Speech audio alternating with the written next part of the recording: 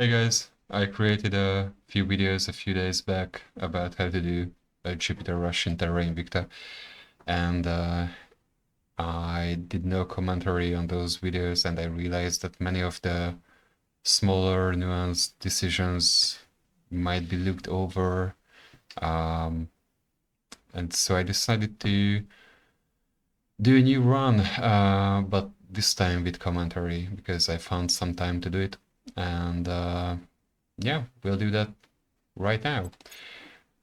If you did not notice yet, my first language is not English. Also, I'm kind of recording this with a potato-like microphone, so sorry for the quality.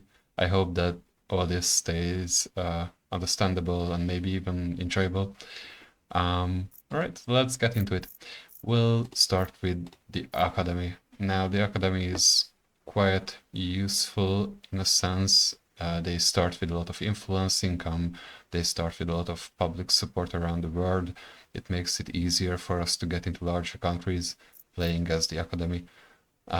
It's just, yeah, a whole lot easier in that sense. We'll be playing on Brutal. It doesn't change all that much, to be honest, playing on Brutal.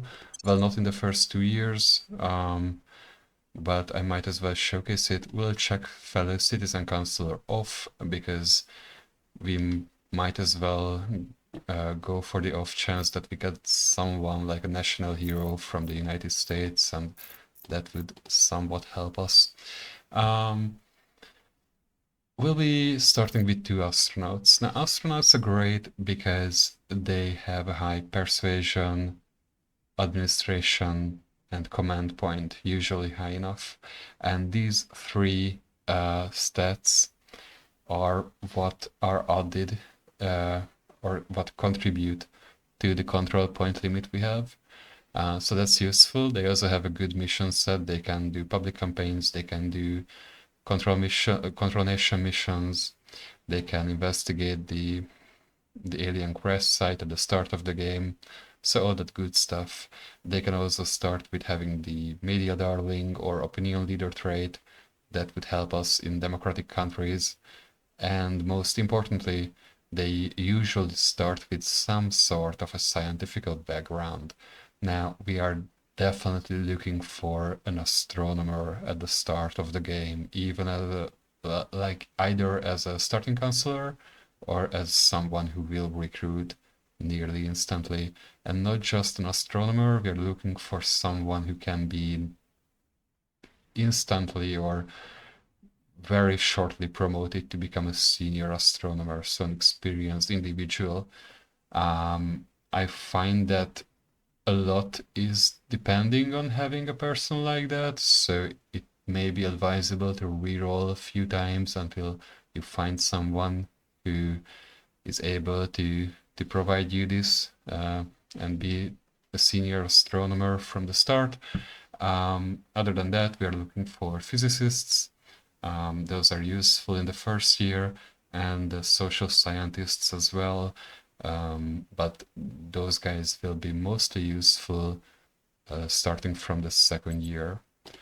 So let's start. I'm not gonna save scum or reroll and reload a lot of times. To be honest, I will only save scum if there is some crucial tech that doesn't unlock in time or doesn't unlock at all. So notably what comes to mind is the fission frag drive. Because if that doesn't unlock in time, then the whole run is undoable basically at that point. But if we fail a few missions, any mission really, if we don't succeed with everything, that's okay. We'll just roll with it. So that just proves the point that you don't have to do everything perfectly to be able to pull off 2024, late 2024, early 2025 arrival to the moons of Jupiter. All right, I'm really not used to talking this much, but we'll see how this goes.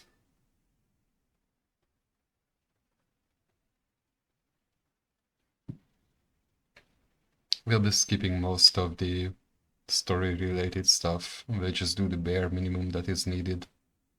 So you can see this as a mostly spoiler-free run. Oh great, aliens start in the United States. That's not something you would want to see, but I guess we'll take it. So we have a physicist here. Academic is great as well, and an astronomer. That's a very good pairing. An astronomer and a physicist is exactly what you want to see here at the start. Now, the experience on the physicist is quite good. Not so much when it comes to the astronomer. It will take some time until we can actually go and get the senior astronomer trait, but it's more than nothing. Let's look around what we see here. We are looking for maybe more astronomers. Don't see any really. So without any astronomers, the other type of people I would likely recruit is someone who can do the hostile takeover mission and has a high administration score. Like this executive. Now 7 is not that high, admittedly. But it's not terrible. It's not terrible. So that's an option. Another option would be, well, maybe a diplomat actually with a quick learner trait and at age 70 or 65. That's actually a lot of points we can spend on persuasion. So that's not necessarily bad.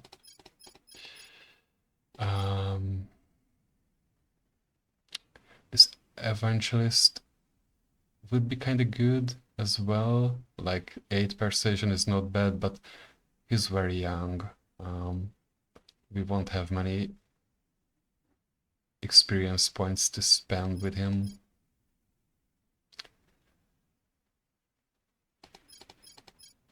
Yeah, the celebrity is decent too. So yeah, let's look around here as well. US, we have some decent support. Canada, not so much, but we are still leading. Mexico is terrible, but okay. And Kazakhstan is alright. If we look at the nations and where we are popular, yeah. Okay, we have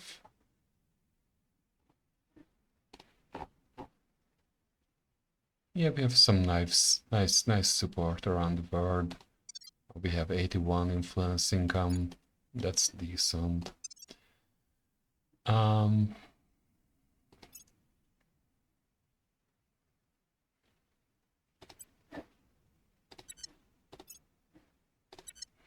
Looking at the organizations that we start with, you can spot quite a few great ones. These 3 especially are outstanding. So these organizations will let your counselors do the investigate counselor mission. That will not come into play like for a few months still, but after that it will be very important, and you'll see why. It's just important. And so if you can buy some of these at the start, then definitely do so. This is also not so bad. Just getting a few more research points at the start would help us. But I would rather spend on these guys. And of course, here is 2 more excellent organizations that would boost our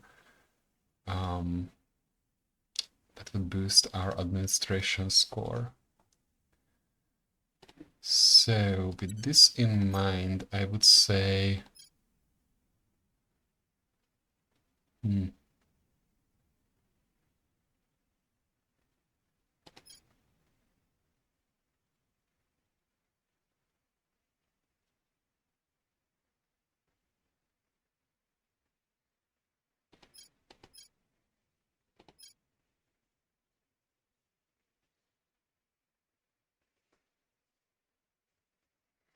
I would say getting the diplomats seems to be the best choice here in the first week, because we want someone with high persuasion.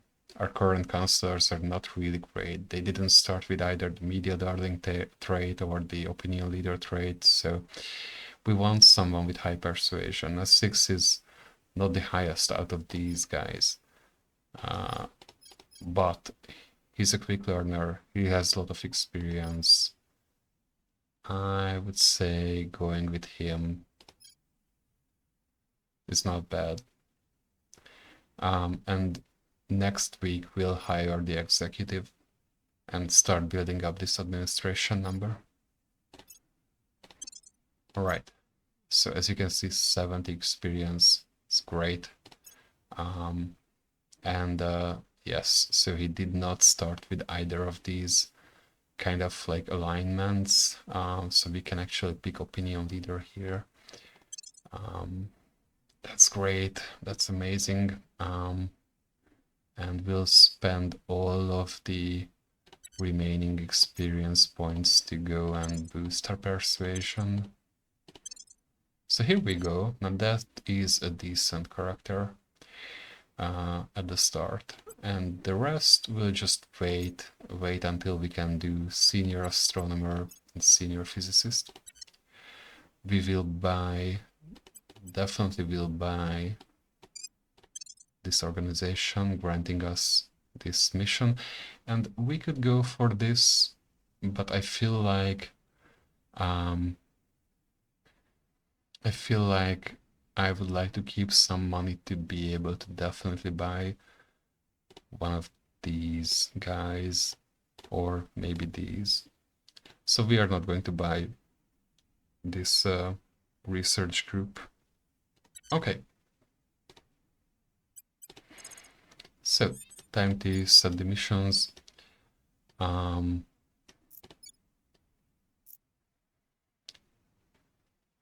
thing is, this guy has so low of a chance to actually achieve any success with control nation missions here, sadly, that I will run the investigate alien activity mission with him to go and look at the crash site.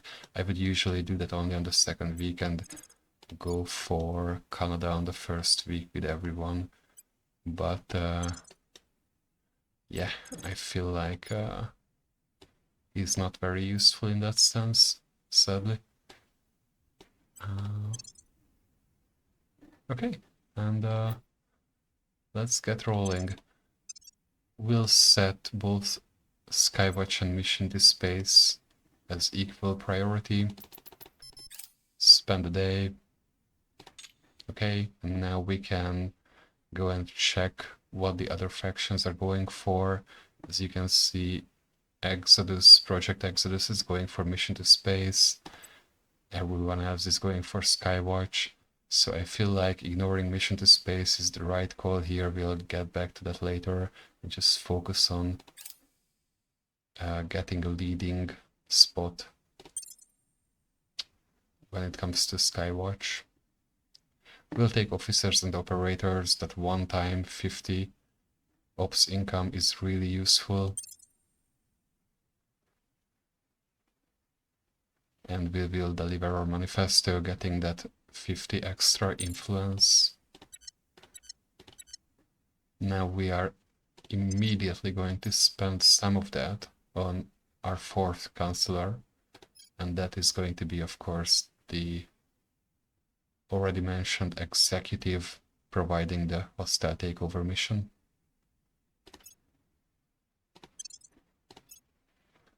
He has some experience to spend as well. That's really nice.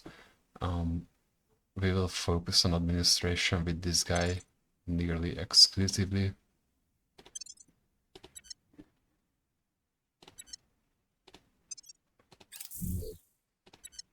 We scan the crash site, and with that we get some influence and some research income from there, so that's why this research basically jumped so much ahead because everyone got that one-time bonus from checking the crash site. And here is 1 and 2 control points secured in Canada. We'll go kleptocratic. We want some quick cash here. So that's what we'll do. We just run the economy to the ground and secure some cash from Canada. We'll do the same in Mexico later. All right. So mission time. Let's look around. Well, we have this guy. I would say...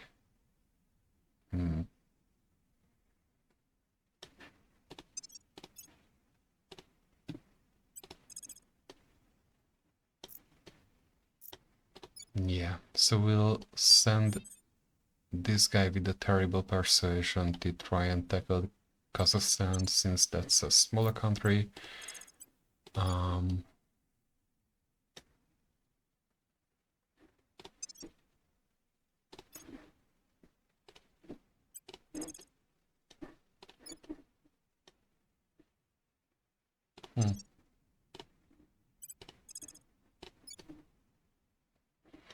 Yeah, we have a slightly better chance with her than with the executive in Canada because she happens to be ethical. So we'll send her to finish, try to finish getting the last control point here. Our diplomat is going to try and get into Mexico, and we are sending the executive to get to Kazakhstan. As you can see, we have quite a lot of influence income. That's just one of the many things why the start is easier with the academy and why we are choosing them over other factions. You can do this run with any faction. You just have to get a bit luckier with your start, or it will just take you a little bit more time, but the same principles apply.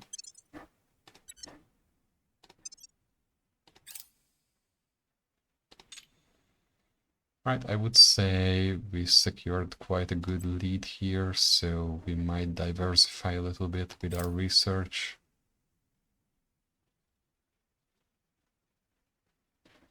And we have an event that happens fairly commonly with the Academy. Since we are controlling the ISS at the start, we have some quick event that provides us a one-time 50 research income. We definitely don't want to spend it on Skywatch. We already secured the position there. So let's just go and spend it entirely on Mission to Space like that. And then we go and restore our priorities like that. Okay, it seems good.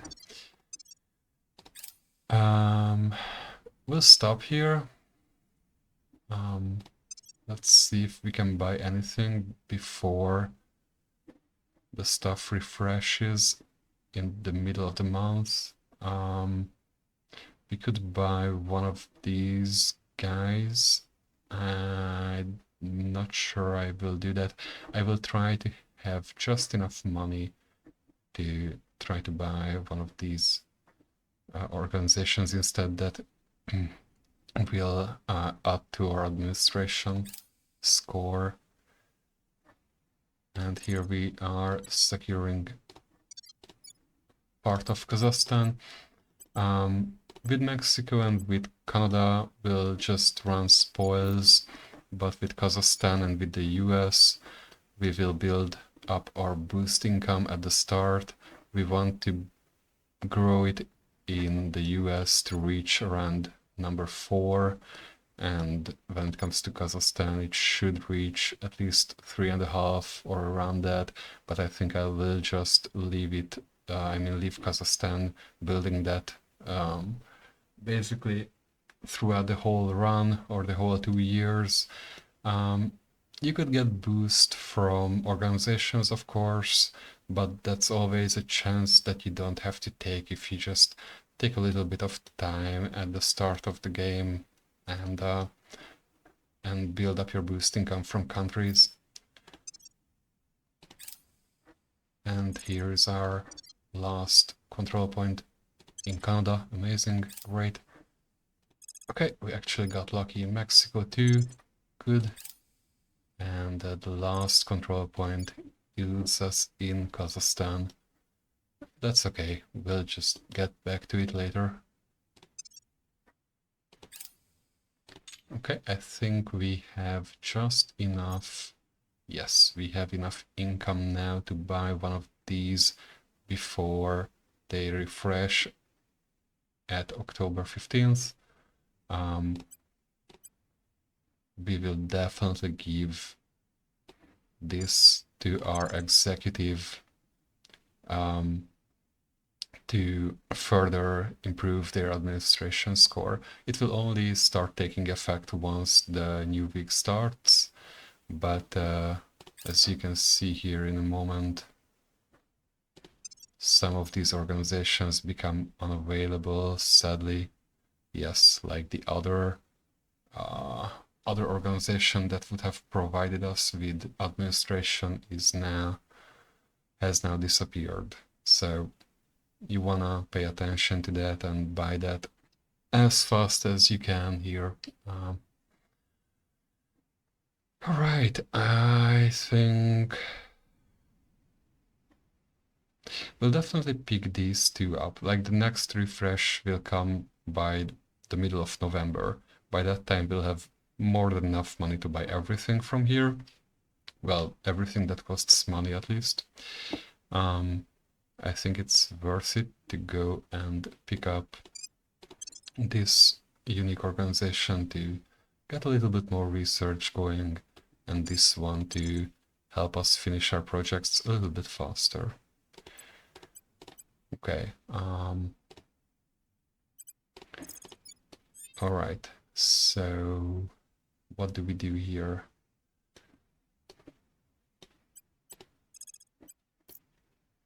Yeah, I would say we try to get the last control point from Kazakhstan here, and the rest of the team will go and... But the thing is, yeah, they are really not good with persuasion-based missions, sadly here.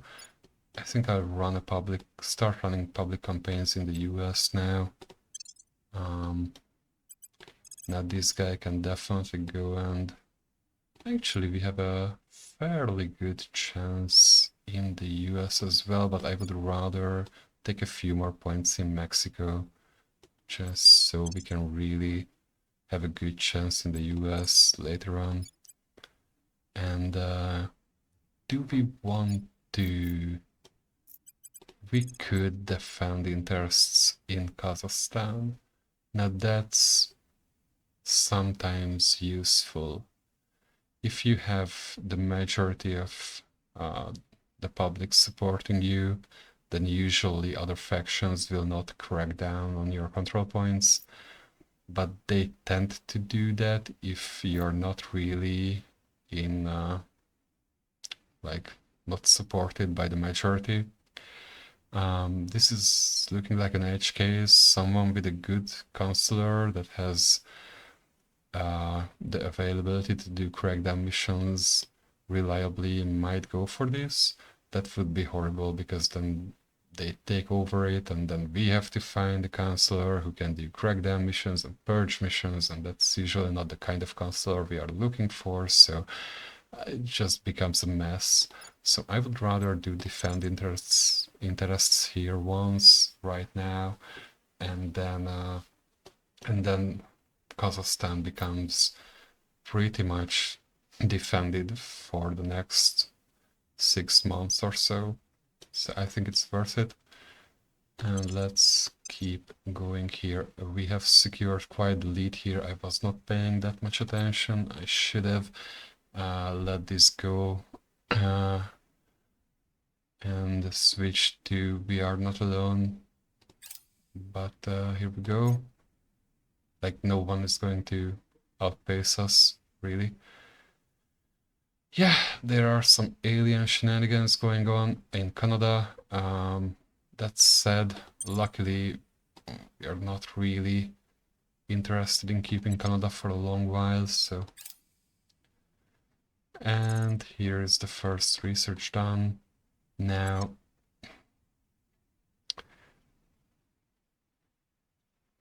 after creating Skywatch or finishing Skywatch, we want to go and pick Advanced Electromagnetism. After we finish Mission to Space, we want to go and pick Deep Space Propulsion Concepts. And after we finish We Are Not Alone, we want to go and pick Outpost Hubs. And of course, we want to win all of them and dictate where research goes.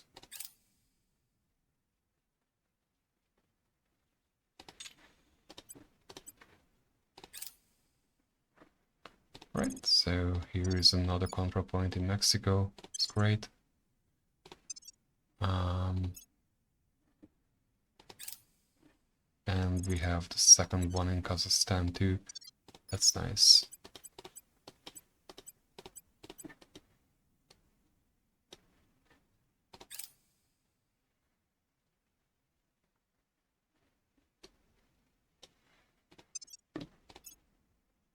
Alright, so I think at this point,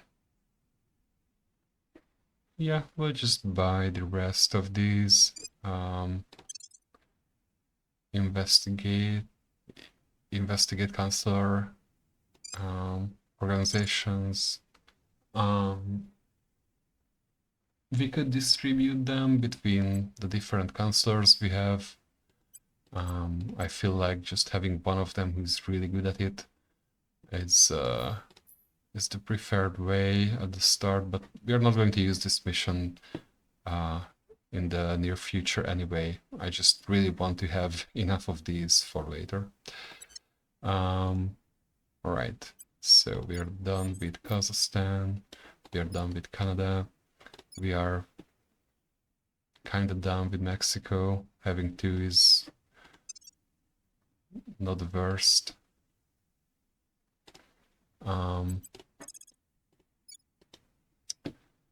We have an alrightish chance now at the US. So, will I take it? Yeah, I think I'll take a 50%. I don't really want to spend more than 16 here.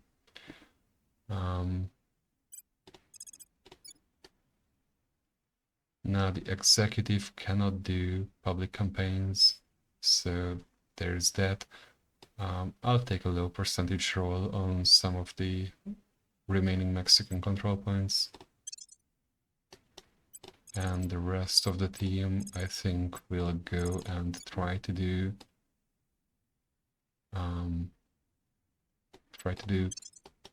public campaigns in the US.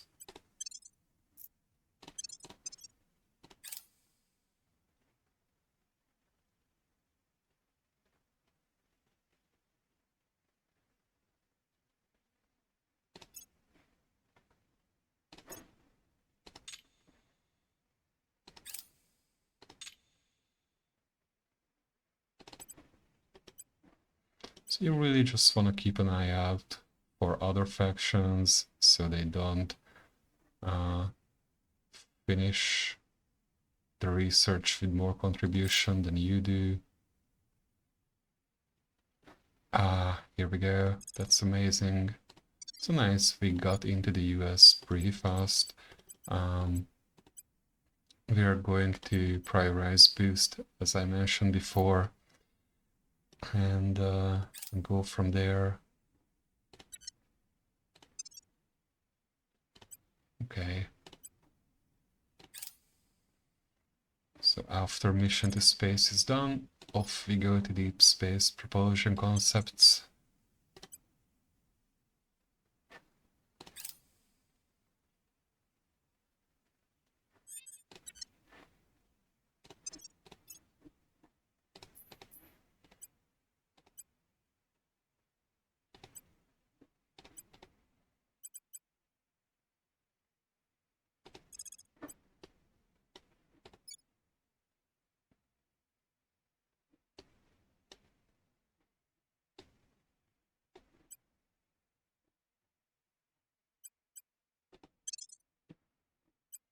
And so I feel like we'll do the same.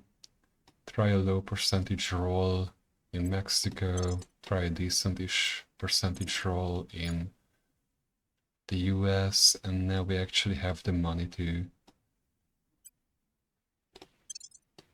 do decent public campaigns in the US with our remaining astronauts. As the new month starts, we get access to new potential recruits, so it's always worth it to check who they are. We are still looking for maybe more astronomers.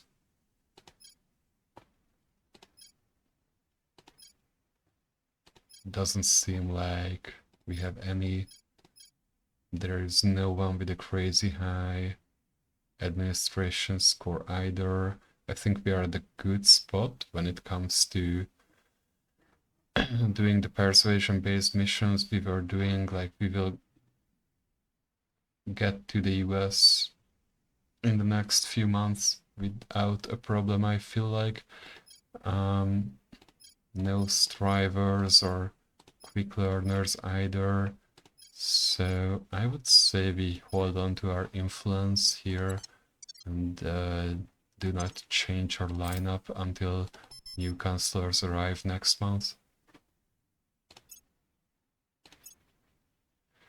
Right, it doesn't really matter what you pick here when it comes to the first 2 years. Well, at least how I will be playing it.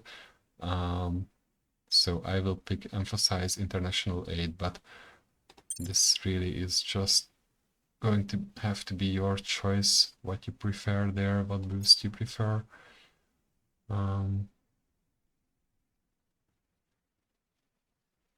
Right, we get a second control point in the US.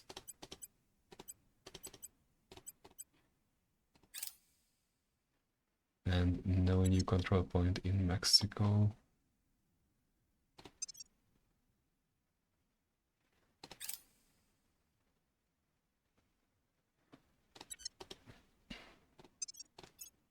We have enough experience now to get this guy to become a senior physicist.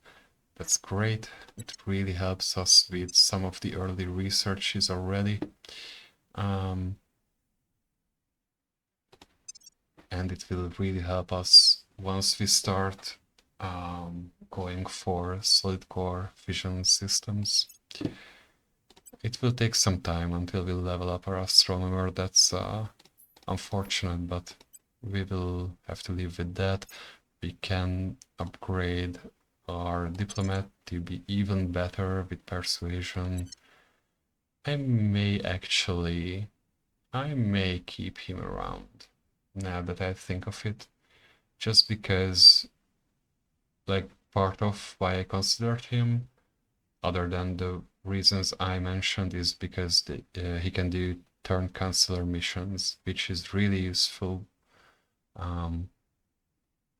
And we kind of need someone with high persuasion to do that reliably. We also will need someone to break into China. So I don't know. We'll see. We'll see.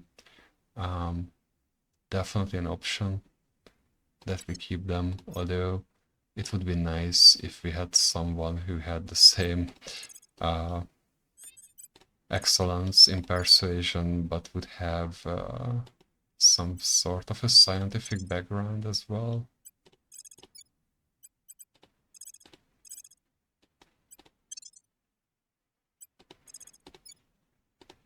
We'll keep working on the US, and I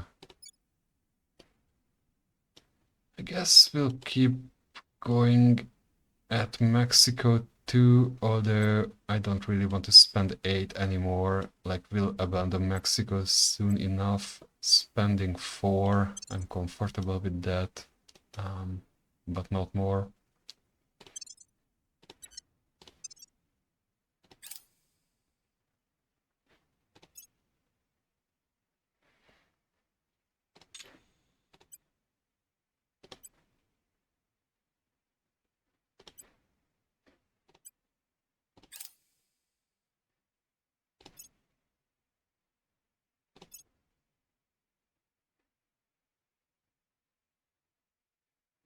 Okay, and here we go. We have a third control point in the US.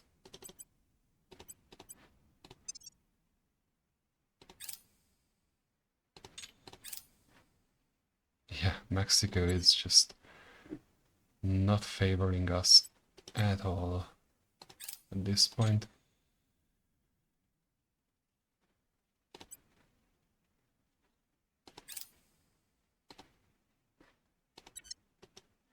Right, so new organizations available, quite good ones as well. Intrepid Consulting, actually game-changing in a way. Other than providing a bunch of administration, it provides the mission hostile takeover.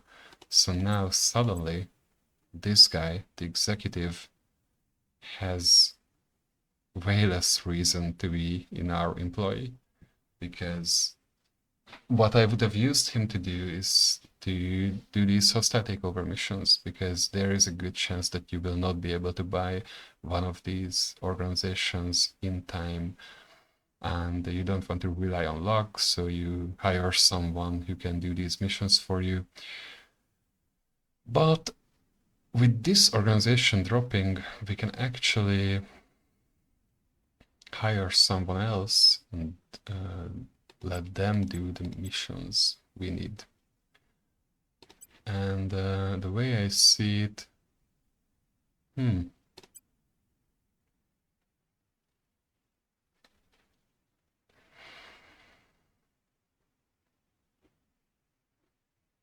yeah, we might just keep the diplomat around to do the turn counselor missions and to be able to do these hostile takeovers as well. If we are keeping someone who is not a scientist of some field, at least let them be able to do all sorts of other useful stuff. Now I don't have anybody I would hire instead of our executive. Not yet, at least. I don't think so. Nope. So we're not going to dismiss the guy right now, but this organization, I will be placing this to our diplomat so that we don't have to change it once we dismiss the other guy. Yeah, getting some research would be useful, as well as some more research. I will not spend influence. I don't even have enough to buy these, but I really need that early influence to hire new counselors, to boost our success chance with our control nation missions. We are slightly below our control point limit. That's okay, nothing wrong with that. We don't really want to push it, but we don't have to be really worried about it either, because like Kazakhstan is protected. We don't care if they crack down on either Canada or Mexico. We would abandon them soon enough anyway. And other factions don't have the kind of counselors yet that could go for anything in the US, and they won't have for quite a long time.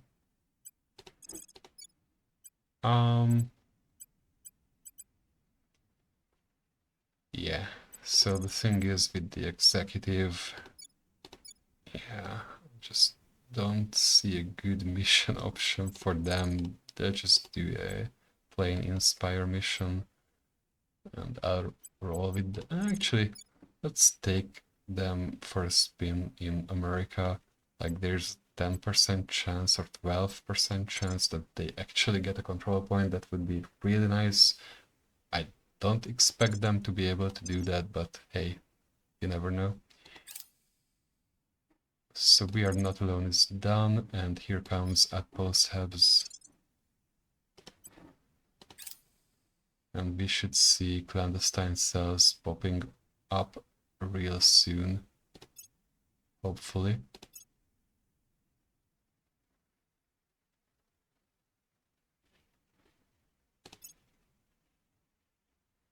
Yeah, neither of these succeeded, but well, we'll try again now.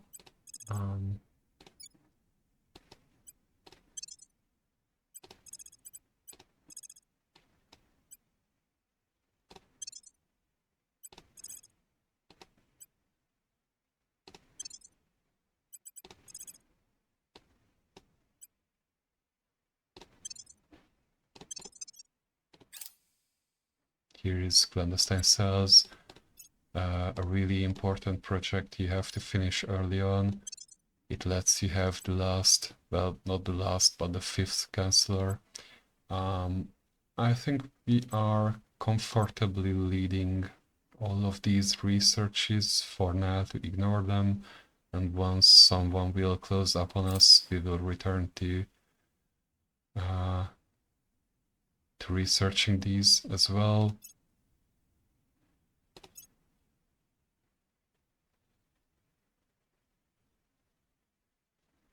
Alright, we have another control point and another control point.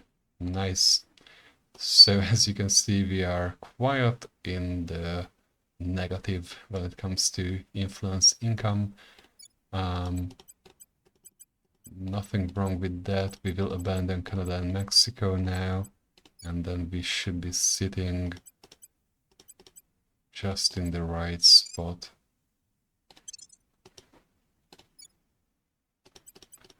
Before we leave them, we actually have them prioritize something more useful than stealing money. So now, with only 5 control points in the US and 2 in Kazakhstan, we are comfortably sitting below our control point limit. Once we hire, we don't want to get the last one until we hire our next Chancellor. After finishing clandestine cells, once we do that, we will have enough CP to be able to hold this last one as well.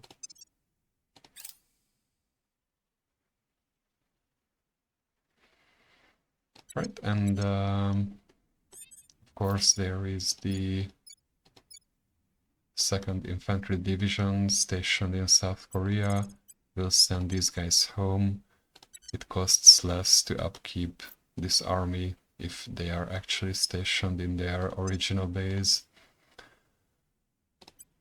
Okay, what do we do now with these guys? Well, we don't want to go for other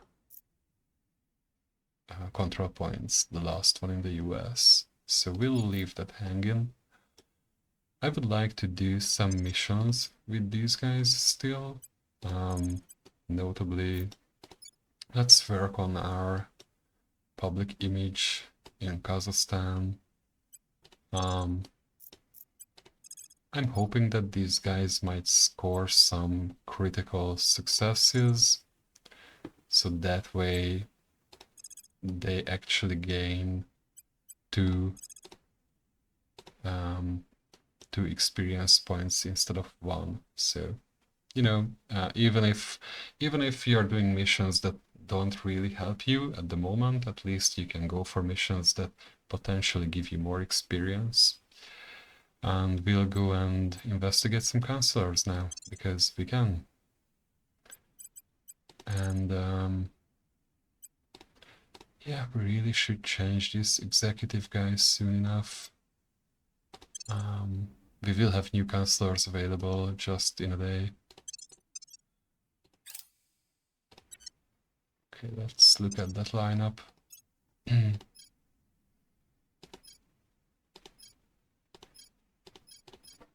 Did it actually upgrade or update? Yeah, it did.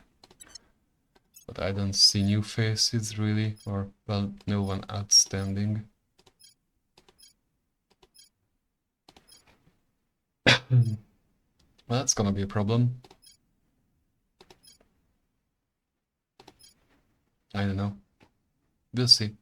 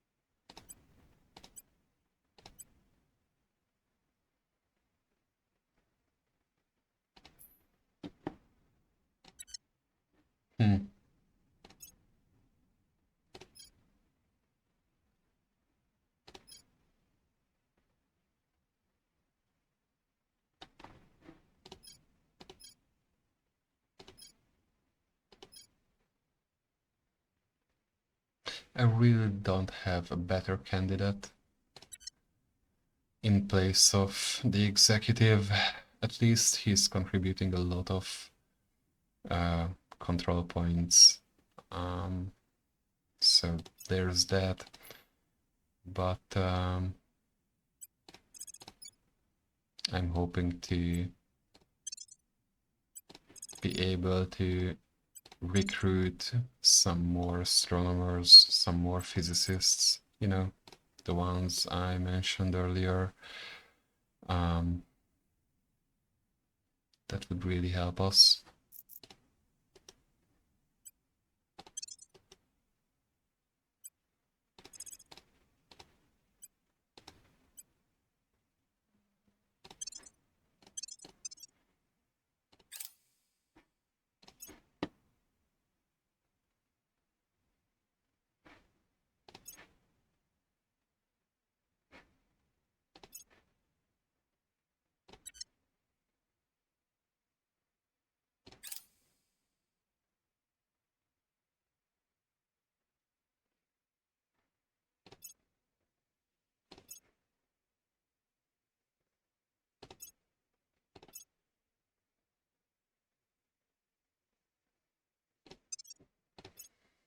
Alright, so when it comes to new organizations, GSFC definitely something I would be happy to pick up.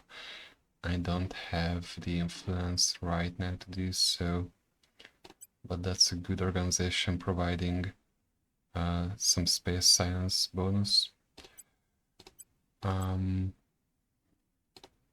Since we'll be able to get our new counselor real soon, I would say it's reasonable to go for... Actually, we can start robbing other people, so that's great. What does she have? Yeah, nothing really interesting. And anyways, we need this guy to do this mission, get us into the last American control point here. Do I spend 32? I think I can afford it, yes. And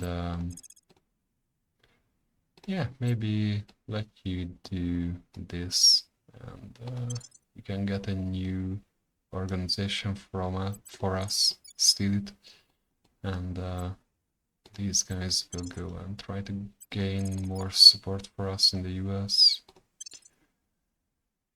We'll actually have spoils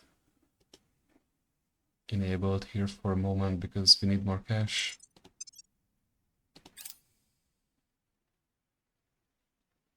Okay, so here is clandestine cells. We can now change our focus back here, and we can recruit someone.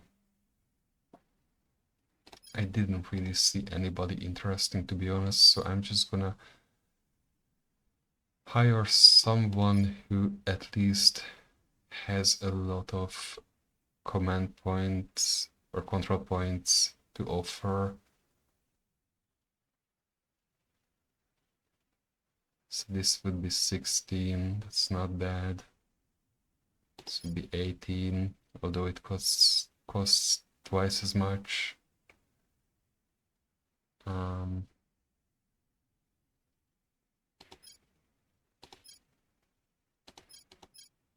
Yeah, I feel like the best choice here is this executive. Doesn't cost too much. Gets us a bunch of CP. And yeah, I'm not about to keep her around for a long time. We'll just go and upgrade their administration like that. Okay, we steal our first organization from the other factions, and yeah, we can do it like that.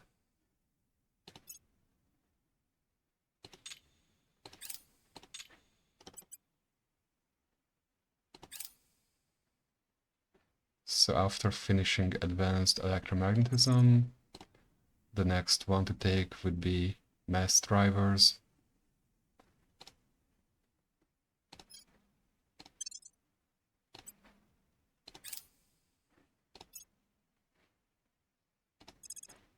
And here we have the last control point for the US.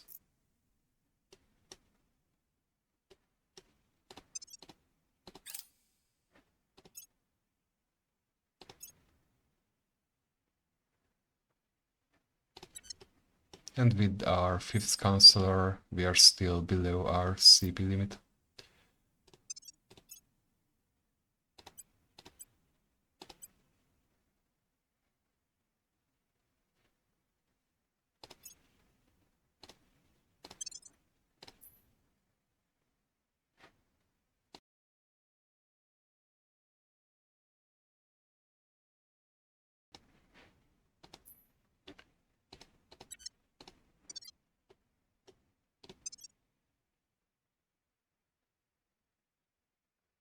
Okay, so at this point, I would say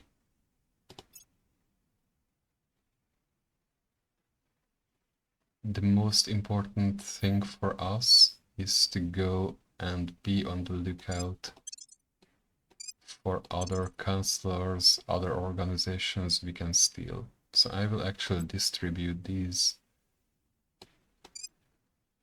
organizations to our executives,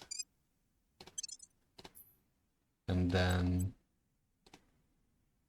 each and every one of them will go and try to find some people who are worth robbing.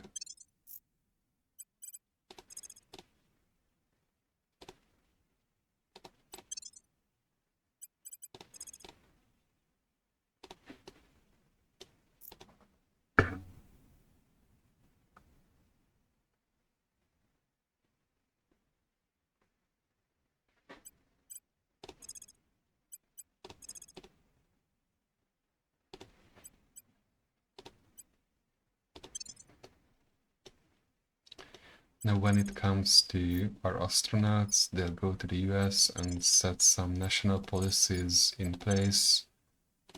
You might be wondering what those are. Well, we're just gonna plainly attack China and Russia right away after gaining control over the US, because as it stands right now, cohesion is quite low within the US. We want to keep that higher, and a cheap way to do that is to declare war. So that's what we'll do.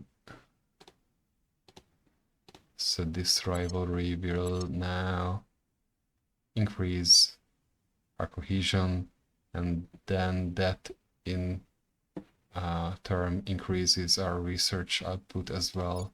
That's the main point why we do that.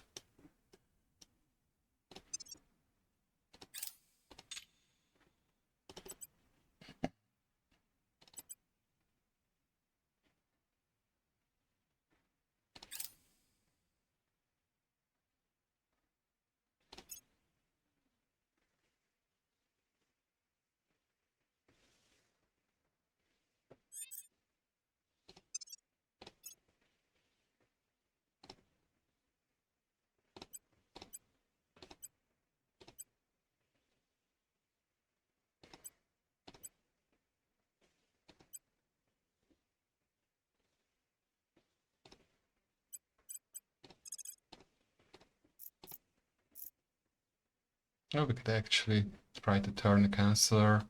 It's quite a low chance I would not do it right now.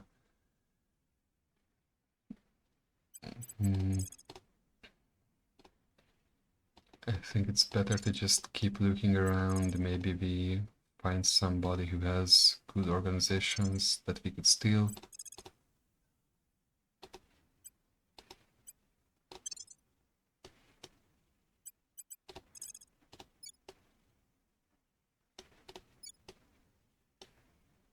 Yeah, and let's keep working on Kazakhstan for just one more week.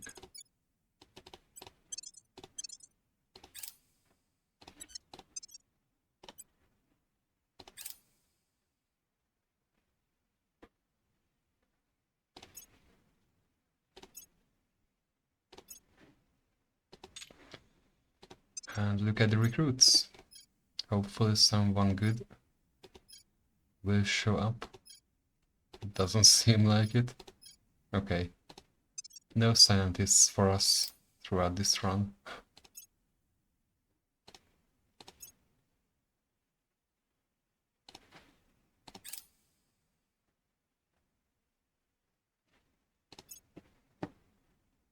So, outpost hubs have been finished. We could start working on mission to Mars. I would rather pick up advanced chemical rocketry before that, because that has to unlock some projects, and that may take some time, so it's better to just finish that a little bit sooner.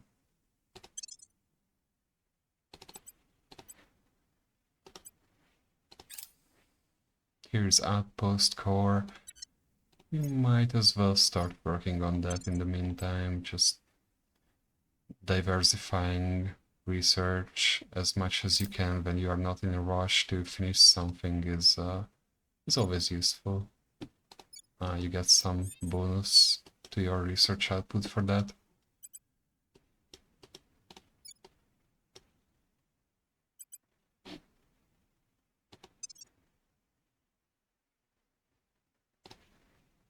Can we steal stuff?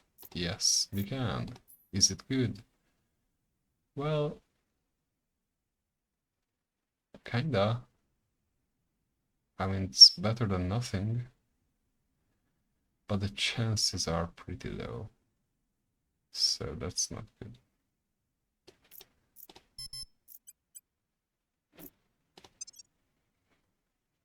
Mm,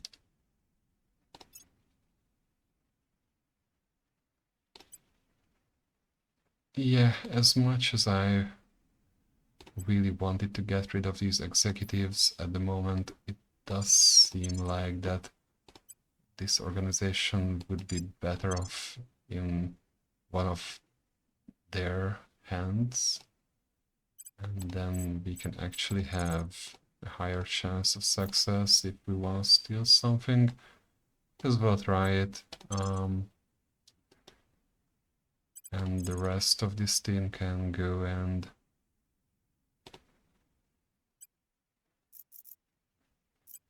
try to investigate again.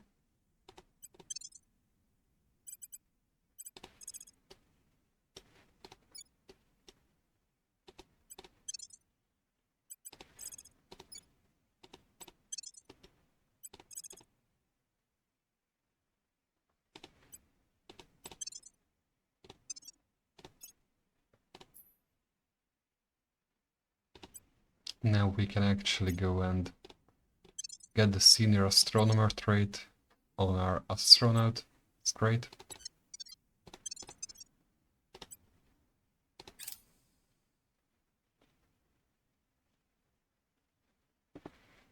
And out of these, I would say the best one would be the one that gives some amount of research at least. Or maybe actually no. Yeah, let's just go with the one that helps us finish projects a bit sooner or faster.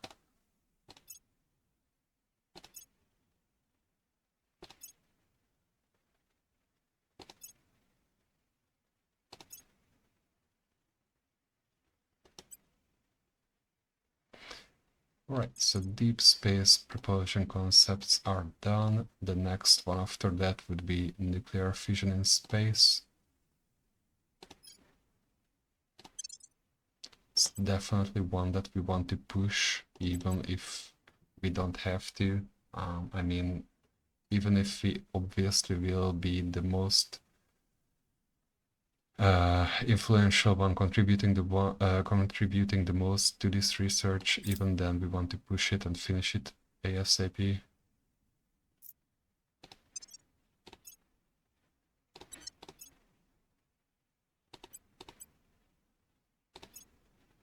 Right, so when it comes to our diplomat, I'll just stick to upping our persuasion. I'll keep him around, actually. Like, with this many persuasion, he became valuable, I think.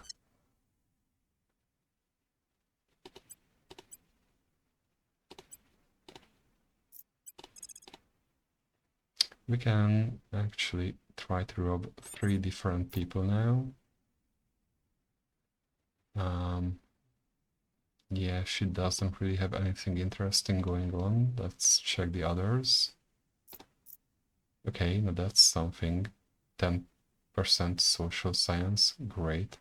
All Harper Analytics, that's good too. Like, that provides some, yeah, yep, some really nice persuasion boosts and administration boosts. This guy is a fucking goldmine. And what's even better about him... Oh, and here is Perun. Yeah, we will be getting Perun. He gets priority. The stuff he has is just straight up atrociously great. So the thing that makes it also amazing is that his security is only 1, so actually detaining him has a pretty good chance of success. So let's go and... who has a good investigation? You have 5, naturally. You only have 3, you only have 2. Yeah, so let's go and reactivate these organizations again here. Oops. Shouldn't have done that. Okay, like that. So we have a high investigation score with 1 of our guys. We'll go for the detain.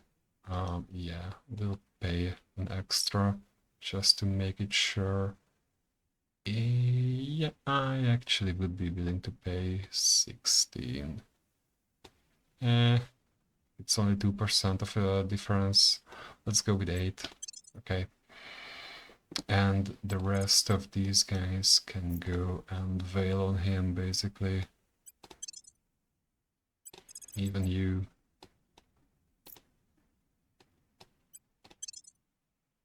Okay. What about these guys? I don't think I have to work on Kazakhstan anymore. As good as it is. US is good as it is too. We need some spoils from there, but that's yeah, we don't need more than this. What the hell are we supposed to do with these guys? Guess we can start inspiring. I just don't like the idea of spending a whole lot of influence when we could spend that on organizations now. Actually, let's go hiding for a turn. We've been exposed with them after we delivered our manifesto. I don't think it would bite us in the ass, but who knows? It's better to be safe than sorry. With this espionage, how do you... I'm butchering that. Espionage. So, with this law, espionage, yes, that's how you pronounce it, I guess. They will be revealed quite fast again, so...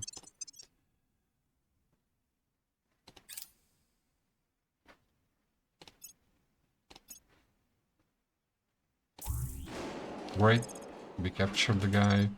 This just means that the chance of success for the hostile takeovers went really up.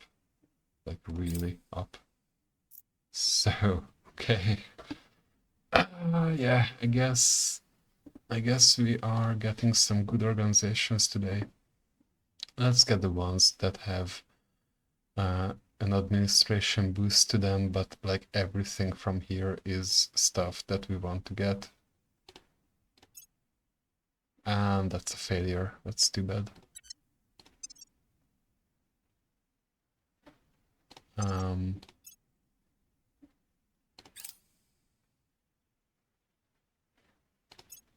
Yeah, we actually have enough money here to buy GSFC, so that's good. I think I'll do that once the week ends.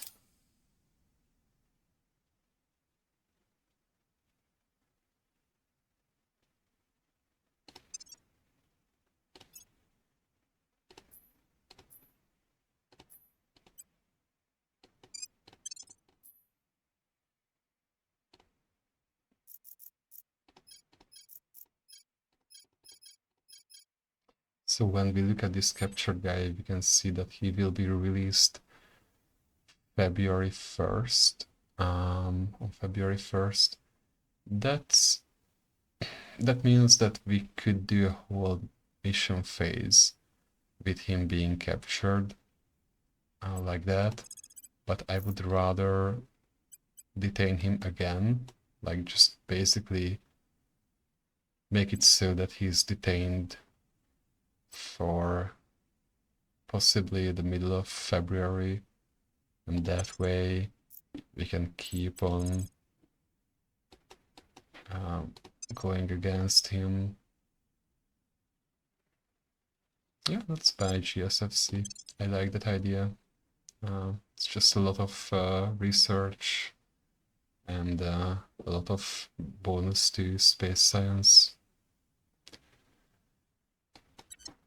I would usually conserve our influence to get some better counselors, and maybe if the IMF shows up, then to be able to buy the IMF. But I think this will contribute a lot to the speed we do our researches. And then we go and steal even more stuff from poor guy.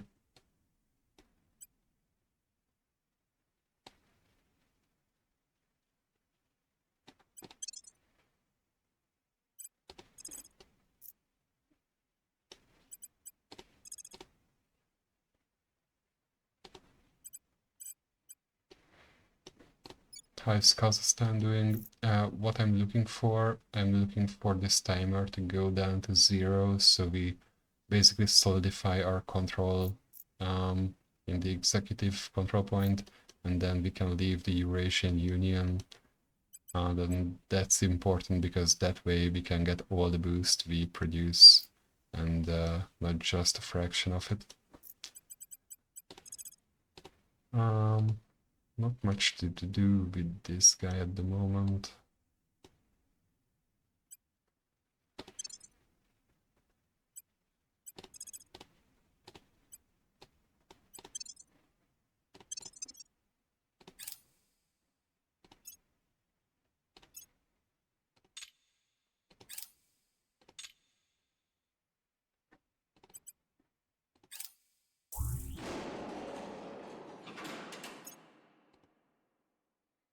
Right, so let's keep stealing.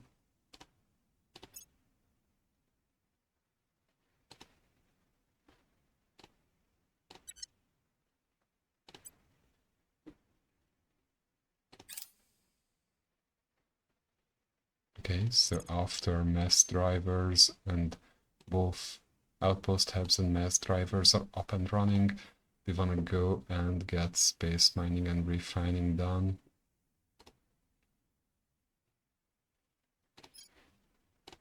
And then lastly, once advanced chemical rocketry is done, we will go for mission to Mars.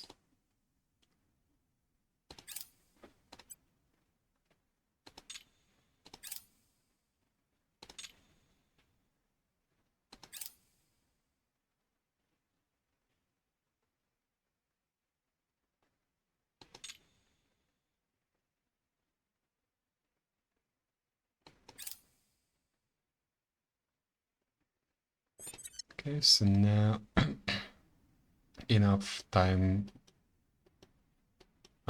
passed so that we only get 2 mission phases each month.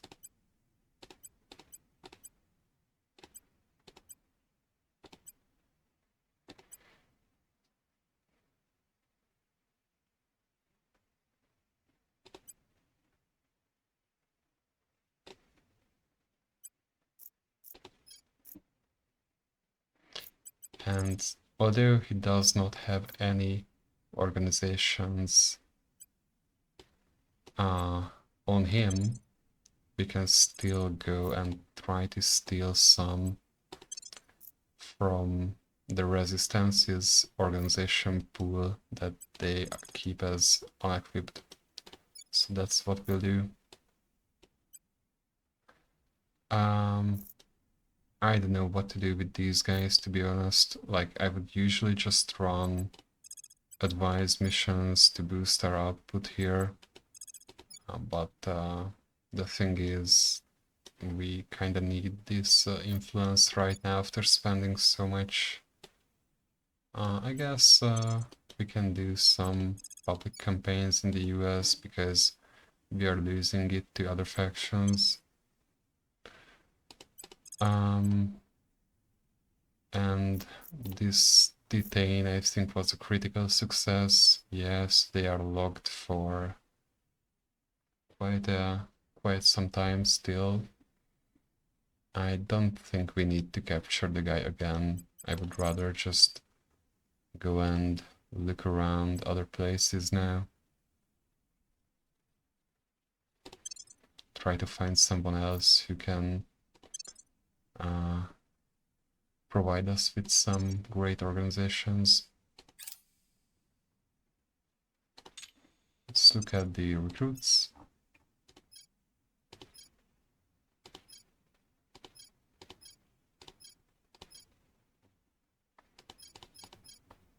We are just getting really unlucky with the type of recruits that are showing up.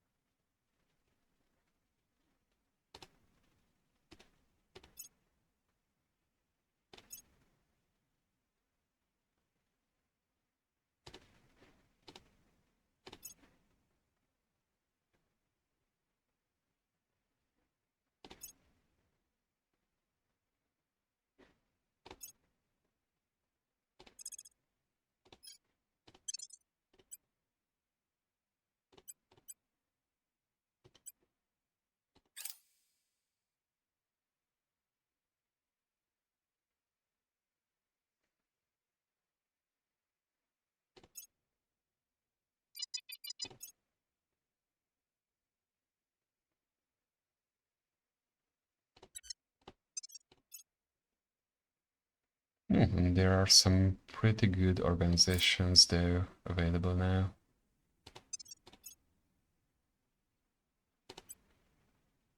Yeah. So we'll definitely pick these ones up. A bunch of social science bonuses. And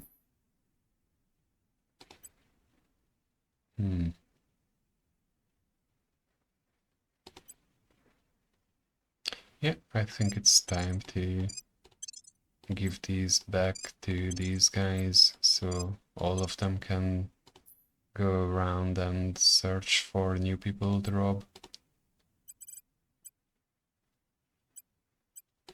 And we have enough spare influence now for me to just go and do advice missions with these two guys.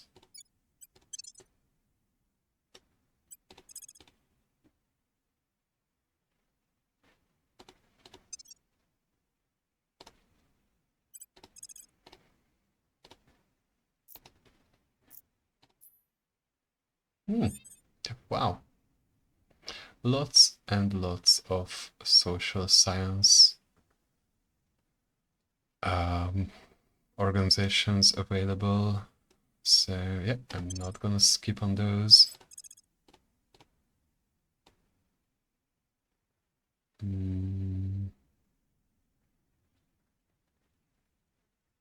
Yeah, maybe not with her though.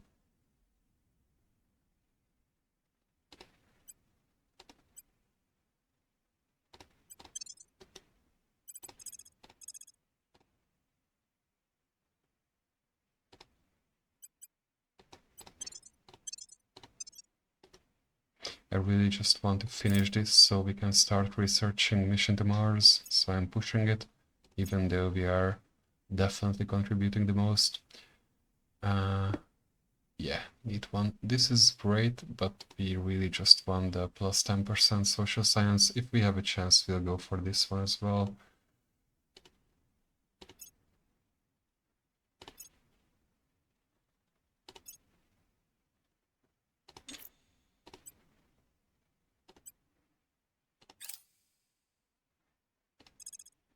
Right, here we go with mission to Mars. Now when it comes to mission to Mars, the goal is to finish it until like the end of May. That would be preferred. It doesn't really matter if we finish it faster than that. And the same goes here with high thrust probes. That's one of the two projects that we wanted to get out of advanced chemical rockets. Same goes here. We want to finish this thing until the end of May. Yeah, like that. I think that's good. We don't really need them to be ready sooner than that. End of May, start of June. That works perfectly well.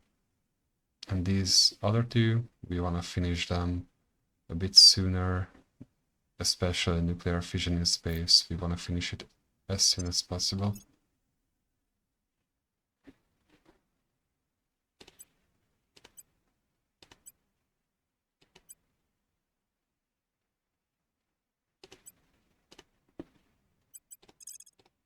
Okay, so seems like we could go for this organization we missed there, or more social science. What the hell? I mean, sure, I guess. I'll take that. Like, our social science boost is like, it's all over the top. Like, it's just crazy high. Must be at this point. Still 50 days until Kazakhstan can exit the Eurasian Union. And let's keep looking around. That will likely fail, but I'm not comfortable spending more. Oops, we still don't have a reliable income for that. Let's go and check the new counselors. Maybe we get someone who is science related. Doesn't look like it. No strivers either. No one with crazy high administration. I mean, well, we had a great start at least, and we are getting lucky with the organizations, so that balances it out.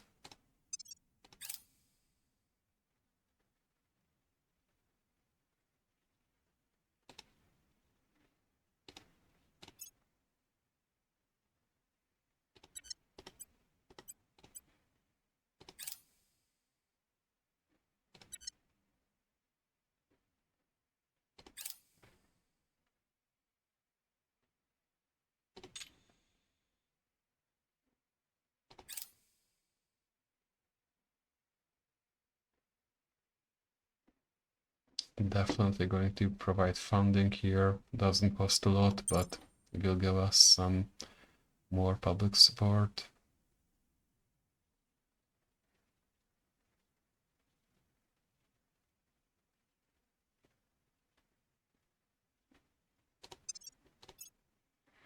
And we have some new organizations, and quite good ones at that. Okay.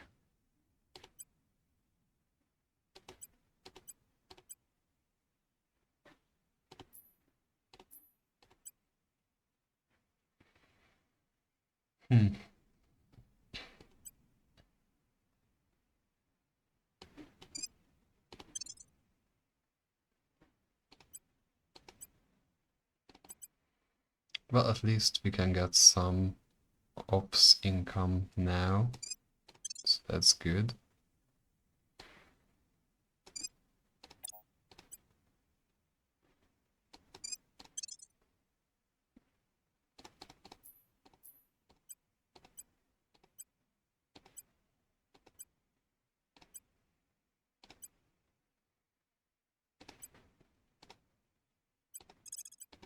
Alright, let's see what can we steal. Not much else from here. Some more investigation, organization. At this point, it's not as important as it was before. I would rather just keep looking around.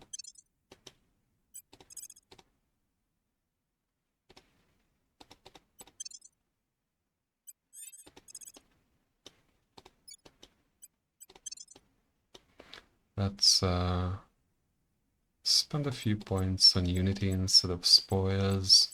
I want to keep this support in the US in check, and we already have some reserves.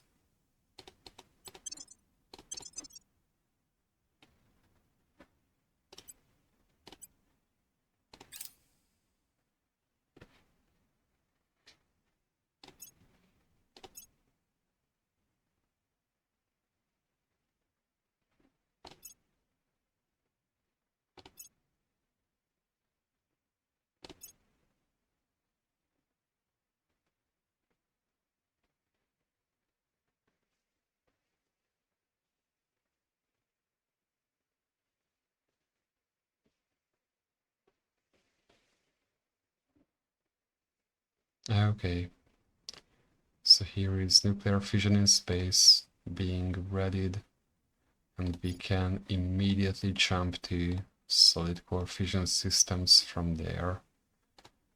And we want to do that again as soon as possible, while still finishing mission to Mars around the end of May.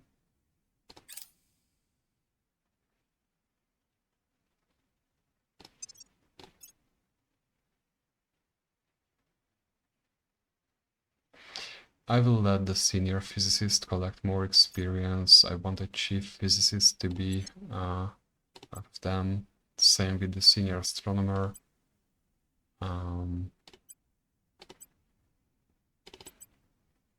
Yep.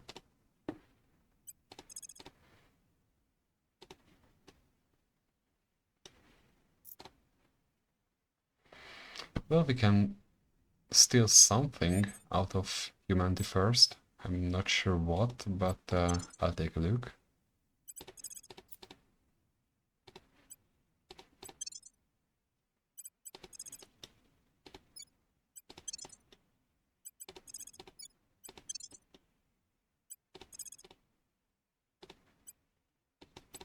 And let's check again on Kazakhstan. Okay, so I think next turn we can exit the Eurasian Union. Let's check on recruits. Yeah, nobody who could actually provide anything useful.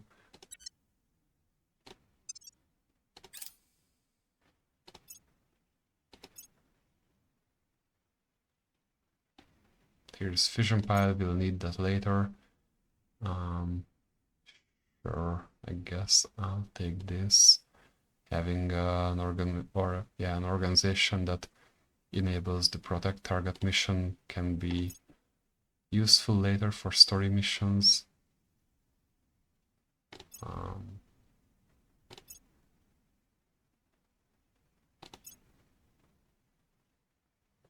Yeah, and this is the other project we wanted out of chemical rockets.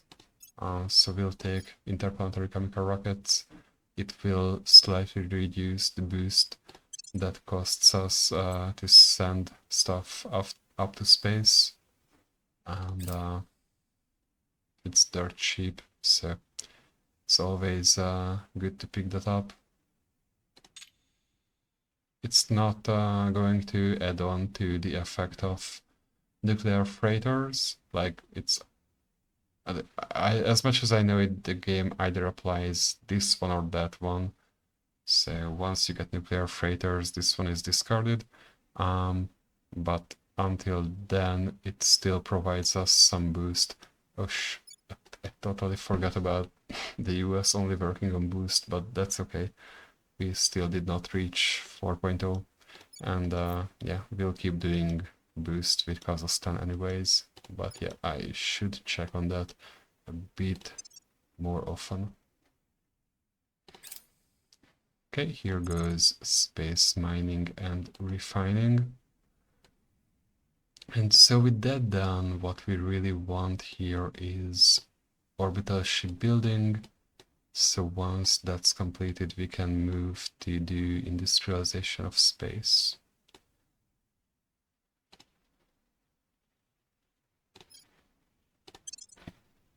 Okay.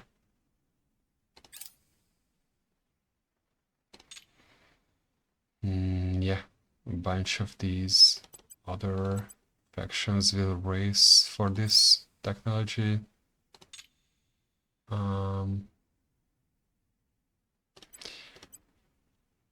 Actually, let's just focus on it for a little bit. Just for a few days.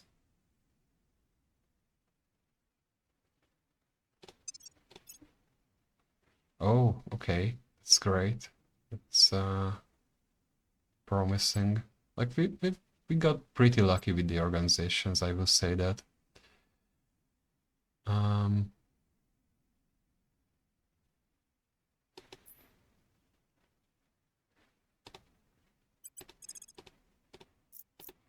Yeah, so I don't think we want to steal anything this turn. There's nothing good on the table.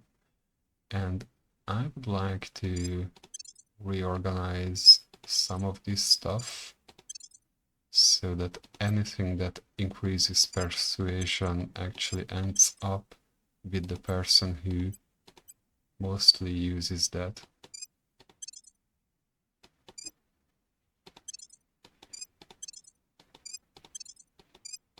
Like that. So we actually have a fairly good persuasion number with our diplomat now. If we equip this, then even more so. And at this point, really, he already has a lot of administration because some of this stuff also improves the admin stat line. So I might as well go and build him out like that. Give him back intrepid consoling,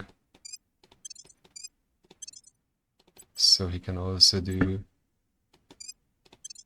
hostile takeovers.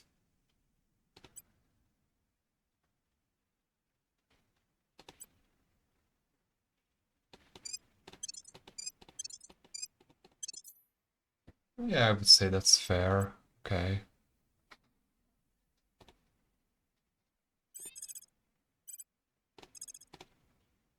So now our actual goal with, like, after having someone with so high persuasion, our goal is not just robbing people, it's finding people with low loyalty and turning them like this person. They supposedly have around a loyalty of 8. If we could turn a counselor like that, that would mean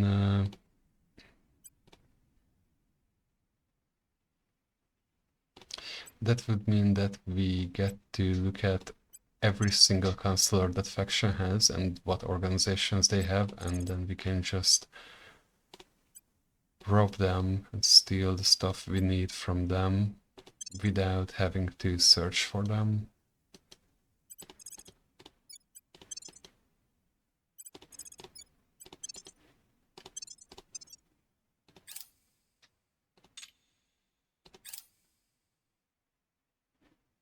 Here's Outpost Mining Complex.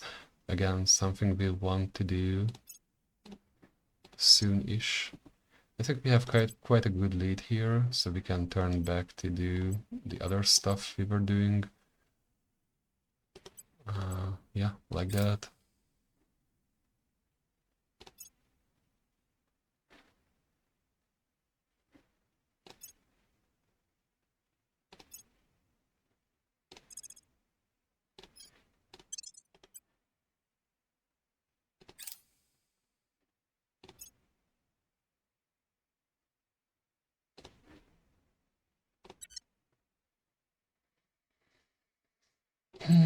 Why are these guys so persistent?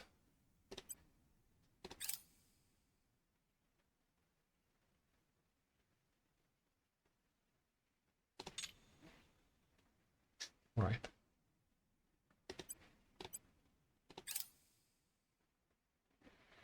Okay, so orbital shipbuilding is done. The only smaller research we have left is advanced carbon manipulation. We can do that later. I don't really want to spend time on it. I would rather plug in industrialization of space. We don't have to bother researching that just yet. We can let the other factions do their best, and we can focus on the various projects we have ongoing and the mission to Mars. So let's go do that. This is a pretty long research to do.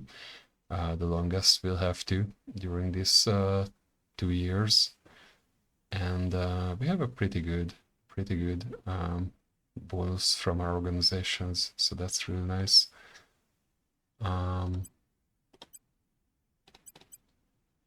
Yeah, and just make sure that mission to Mars finishes by the end of May. High thrust probes are here and ready, so that makes our probes get to their destination in half the time. We'll need to research these warship hulls, basically, at some point, but not yet.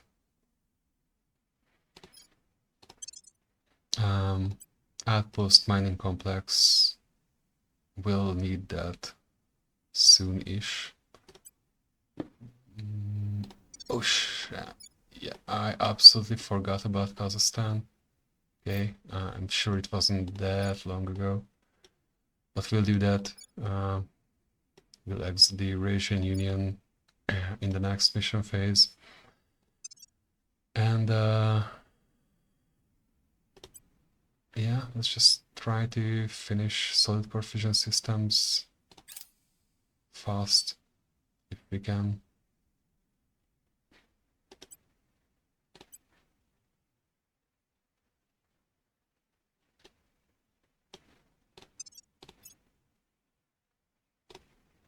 So let's send someone here.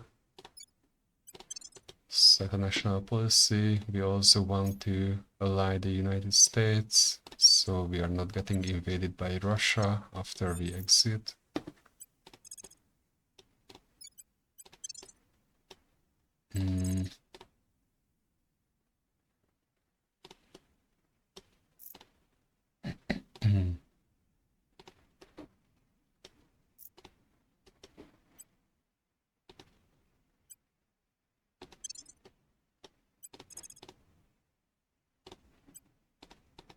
Yeah, we just keep on investigating around in hopes of finding someone with low loyalty or good organizations.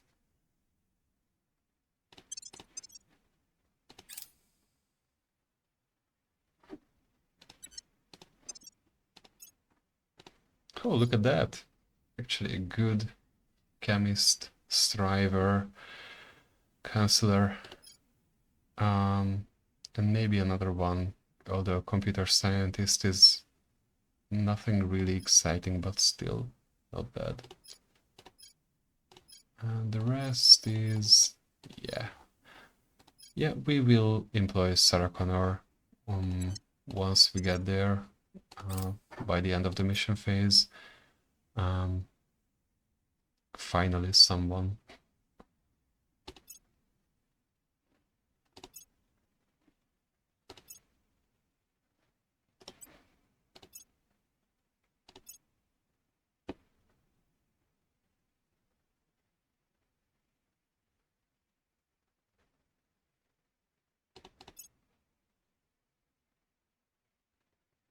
Space docks we'll also need, but only later on. Let's leave the Federation.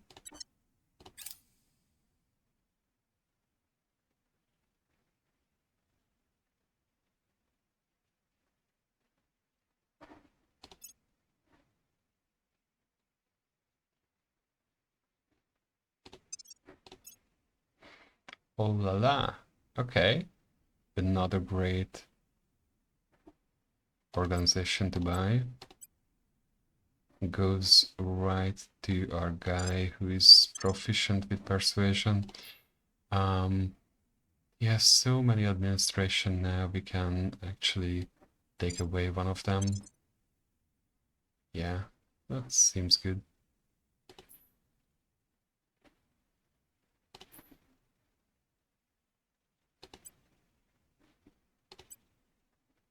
And give this back to you. Let's get these organizations off of you. Thank you for your service. You've become streetwise and dismissed. And Sarah Connor, welcome on board. Now you don't have any administration going for you, but that will change soon enough. So much so that it will change instantly. We'll give you this, just so you can equip this, so you can be useful and go around and try to find counselors.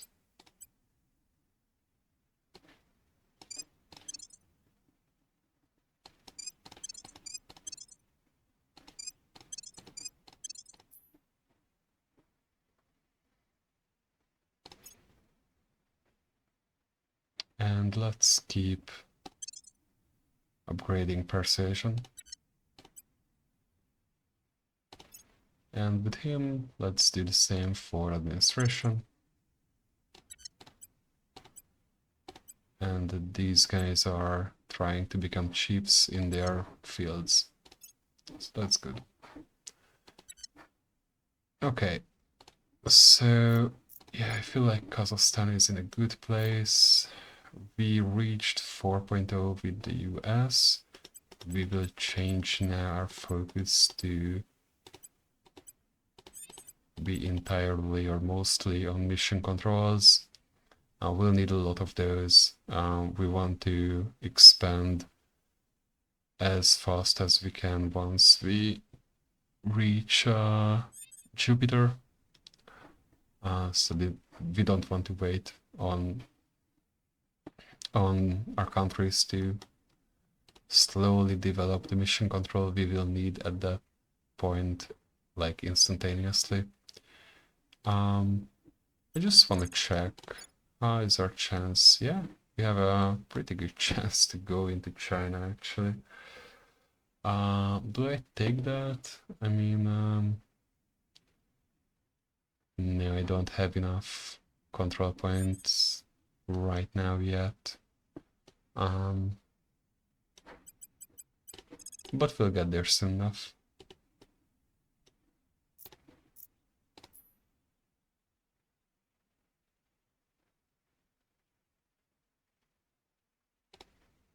Come on. For some reason, sometimes it doesn't show up what each of these organizations do. I don't know why.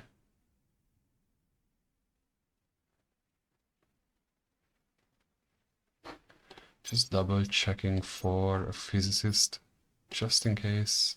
It would be so good to have one.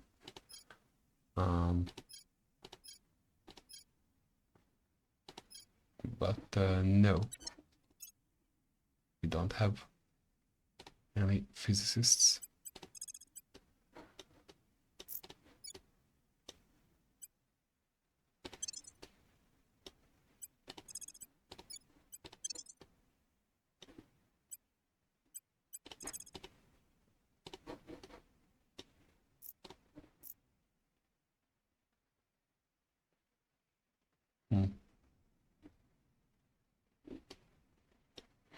I would say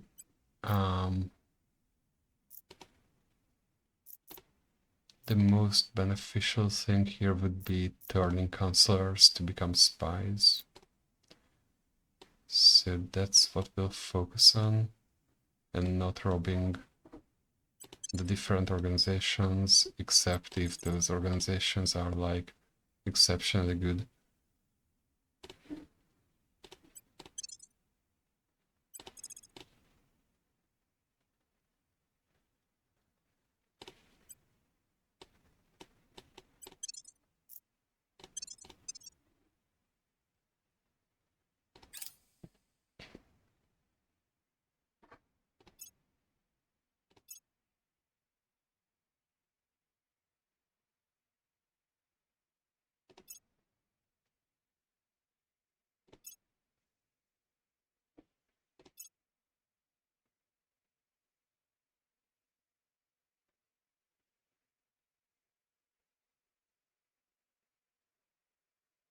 Hmm.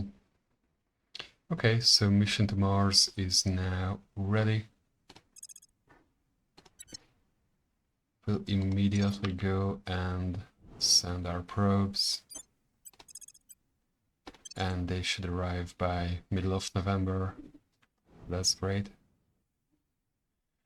And when it comes to new stuff to research, I think I will go with mission to asteroids, and then that leads us to mission to Jupiter. Carbon manipulation will need to unlock the engine we'll be going for later on, but that's down the line, so we have time for that. And also there is mission to the moon that we will want to pick up at some point, but I think we have enough time until we do that. Yep. And we'll solely focus on solid core fission systems now, because it will take some time for the other factions to make significant progress in these other two.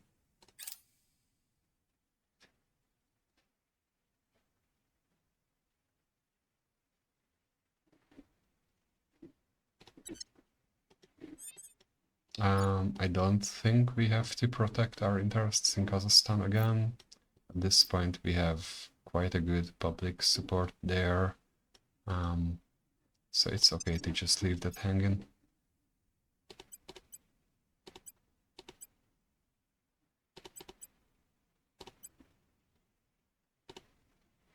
We can try a turn counselor with either Project Exodus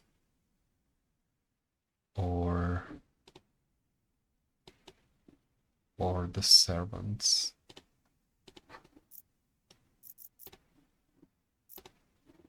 I would say I suspect Project Exodus to have more useful organizations than the servants, well, useful for us. But more than that, we just have a little bit higher chance with the guy that works for Exodus. So we'll go and spend a whole lot of influence in this. It would be really useful to get a spy.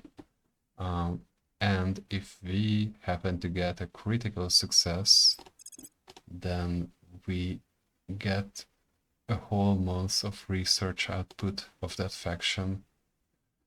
Like, that's a significant boost. That alone would be worth it to do those missions.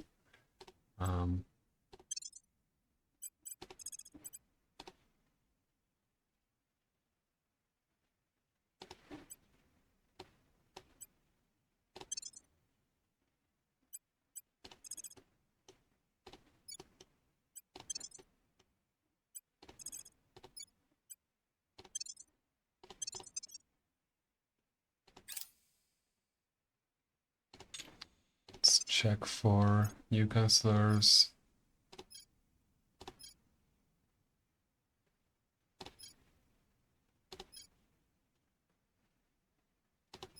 I mean, there are some good ones, but no better ones than the ones we already have, I would jump on a physicist like instantaneously. It doesn't matter if he's absolutely unusable after we finish this research. I just want to... Oh, great, we failed. I just want to dial this up and finish it as soon as we can. Oh, we're failing everything. I don't think any missions went through this month. Well, that's amazing. But as I said at the beginning, we'll just go with it and still pull it off. Hopefully.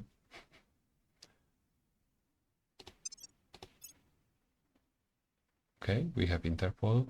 That's something I would consider picking up, but at the moment I just feel like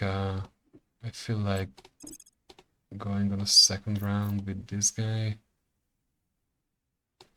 Yeah, it's a 50% chance, but we'll take it.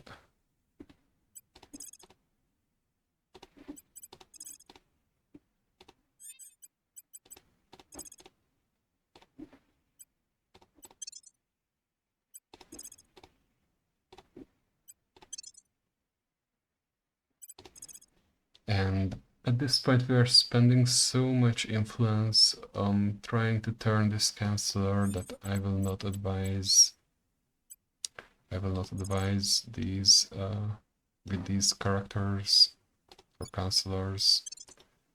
So I don't know, we'll just go to Grand, do nothing for a turn.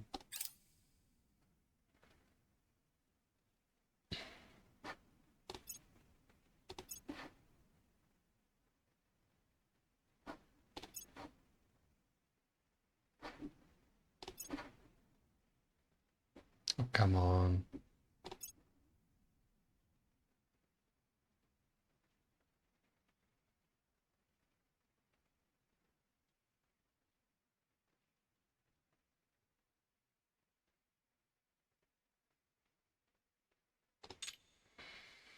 Alright, so we finished this, that's good. We'll switch to Mission to the Moon.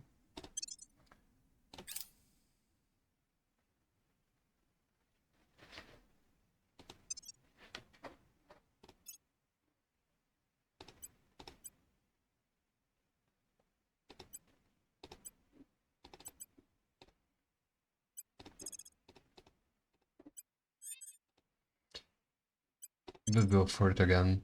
It's just... Oh wait, hold up. So I was just about to say it's too good to pass up on the chance of getting a spy, but it seems like we found someone more interesting. Yeah, well, that's great.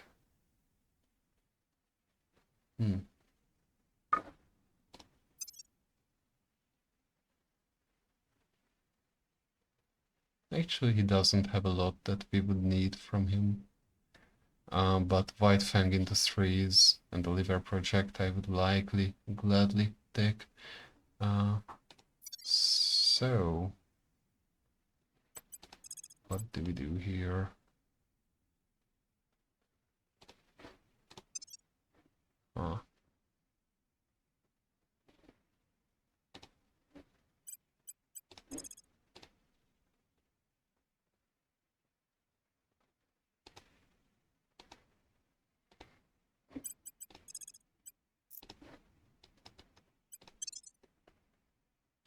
Yeah, so I think we will just go and try to investigate a little bit, get more intel on the guy, and then we have a higher success chance with any type of mission against him.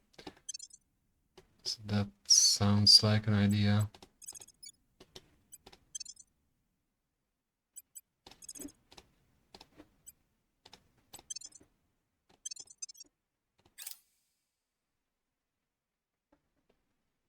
Okay, so here is solid core fission reactor 1. We want to research these solid core projects as soon as they pop up. because the time it takes, like they are not long researches, but you don't know how much time will... Okay, here we go. At last we have our spy. So the time it takes for the next one to unlock is well, not random, but like it can vary a lot.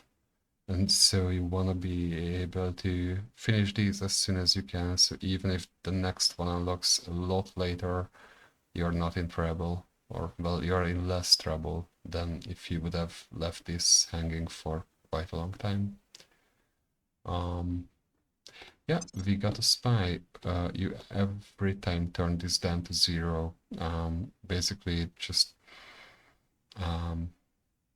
makes it so that you are less likely.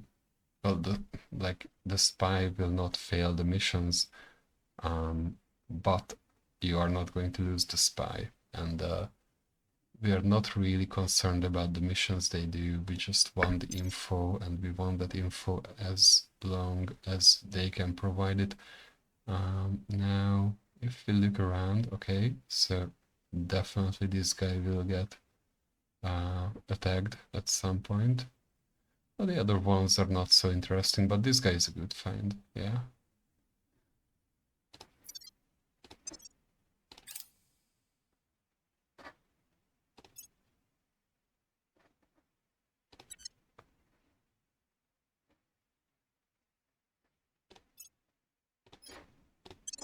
We should also start working on outpost mining complexes.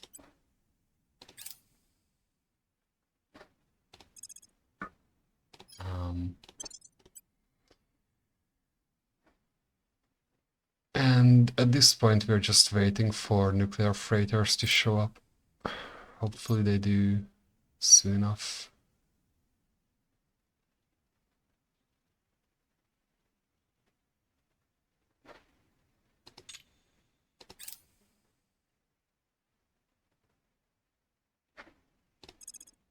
Oh, very nice. Just in time. So what nuclear freighters does is it really, really reduces the boost cost of sending stuff up to space. Yeah, so we want to do that. And it's a priority, and we want to be able to be ready with it as fast as we can. But at the same time, we really don't want to let any other factions run away with either a mission to the asteroids or mission to the moon. So we have to keep an eye on those. Actually, let's check recruits again.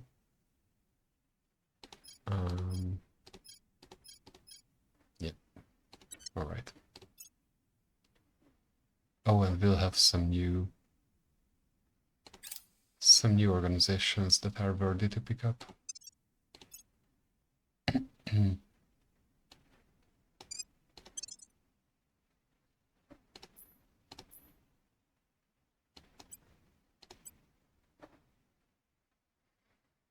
So this is pretty nice.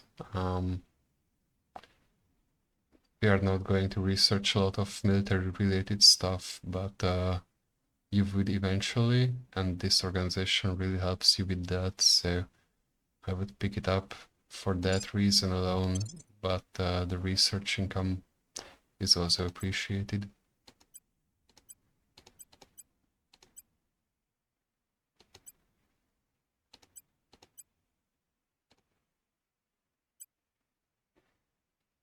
Okay.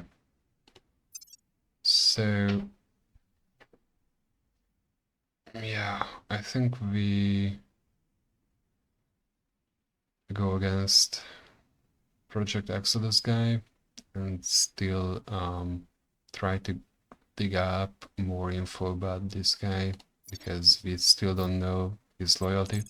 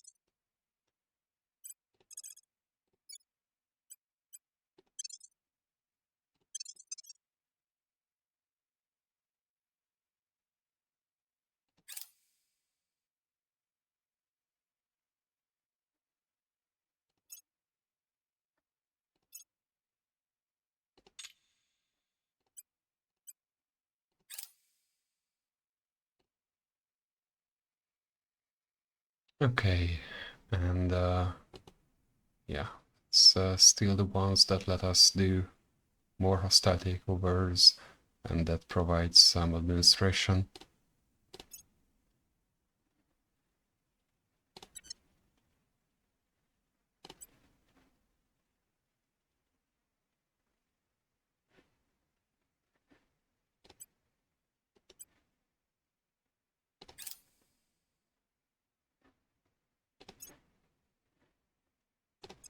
Right, so mission to the moon is ready at this point.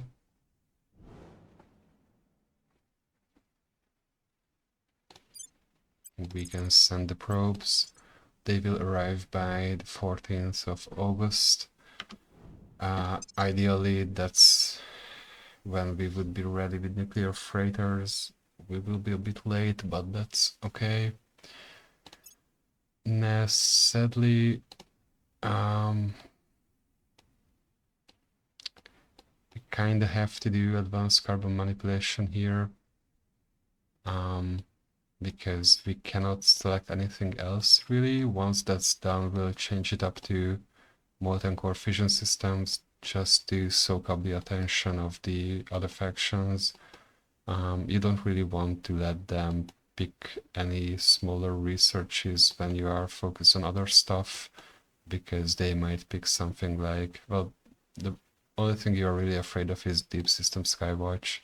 You don't want them to basically ruin the US research powerhouse going for you. So advanced carbon manipulation it is, I guess.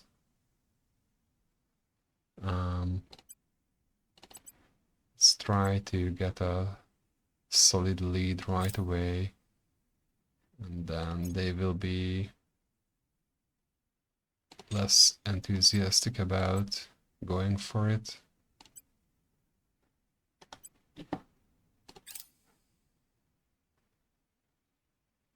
Maybe, or maybe not. It seems like they still go for it. Oh, fuck. Yeah, very much so.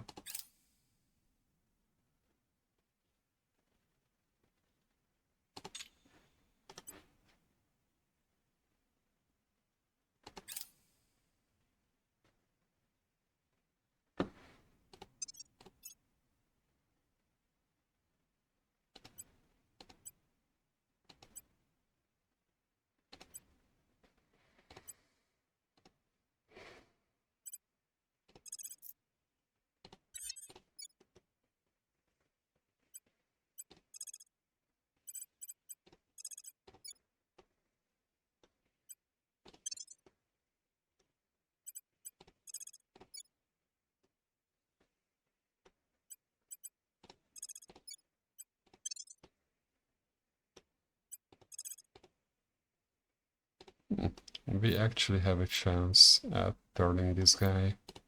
Don't think I'll take it, but it's good to keep in mind that we could do it. Let's give you this.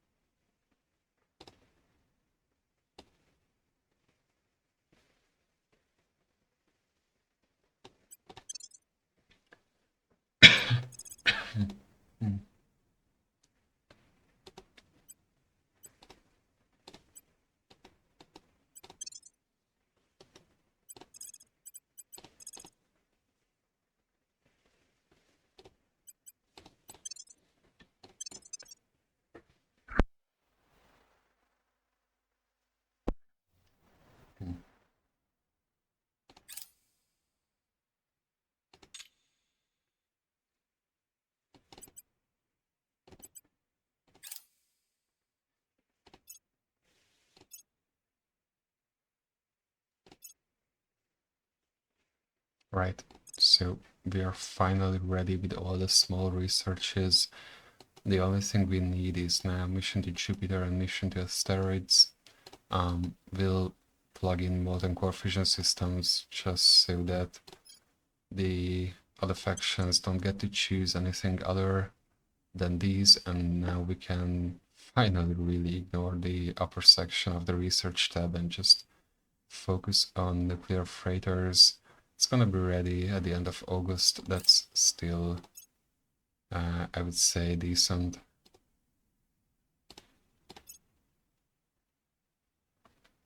And here we go.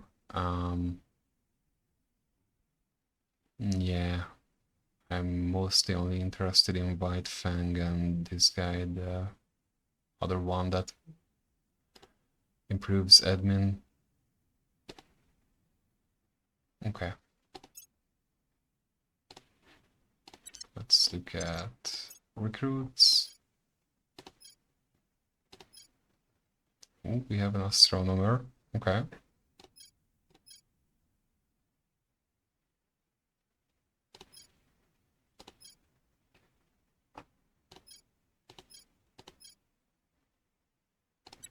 Yeah, I think we'll be finally getting rid of the executive we've been holding on to from the start of the game, basically. And we'll get ourselves another astronomer. This is the last large physics research or energy research that we'll be doing. After this, it's mostly just gonna be social science and space research.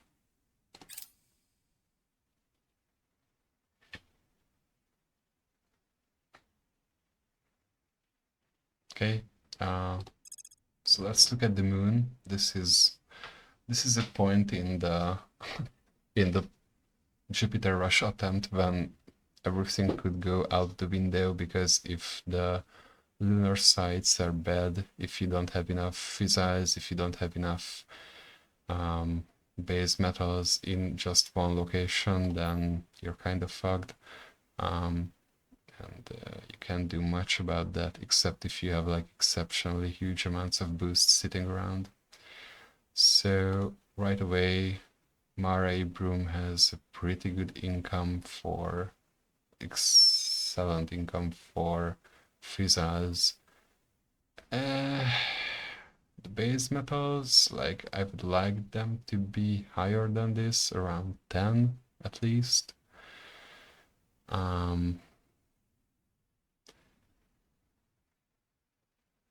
I don't know. I don't really like that, but I don't see a better option. Like, we could go here, and that's some amount of fizzles still. And then we have lots of other stuff, so that's good. Let's plan a little bit ahead. So we'll finish this by August 22. That means we send up the mine right then and there. So the mine will be start working around October 22, because it takes like 60 days to set it up. So from October 22 until November 16th, that's like, let's say around a month. We have around a month to collect enough base metals. That's enough to, like, from the lunar mines, that's enough to send the resources to Mars and build another mine there from that lunar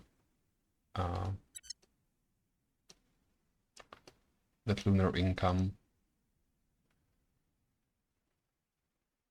So yeah, well, when it comes when it comes to base metals, this could definitely do it. Like, we need around 18 or so, 19 to cover that. Yeah, the problem I see with this, like, we would need around 3 months of income from this place, from this location, to have enough income to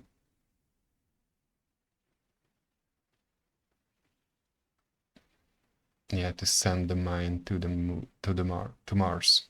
Yeah. So we start mining in October. That's like November, December, January. Sending the mine to Mars in January is too late. You want to do that early December, maybe November. If you can do that in November, that's nice. Early December is still kind of okay.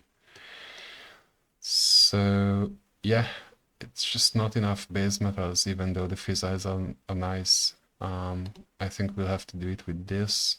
And that's okay. Like, the physics will only need that as a fuel for the colony ship. By that time, if we don't have enough physics, we can just get enough boost and cover the rest from boost income. Yeah, all right. Do we send it now, or do we wait until nuclear freighters finishes? I mean, the outpost hub. I think we'll wait. No need to be greedy about it. It's gonna be only a week from now. I highly doubt that any other faction will be ready to send outposts in that time. And just more social science. Like, man, we have so many stuff when it comes to social science, so many organizations. Yeah, and just as I was saying, I think it's time to let go of our executive here. It was nice to have him around, but we have an astronaut on the board, or an astronomer. Yeah. Let's just double check again. Although I don't think I would take a physicist at this point. We are just so far ahead with the nuclear freighters research that we don't really need one anymore. All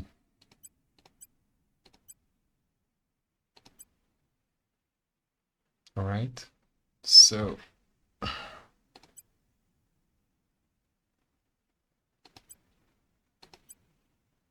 since she has the most administration, like, naturally, I think we'll set her up to become the other person who can do hostile takeovers.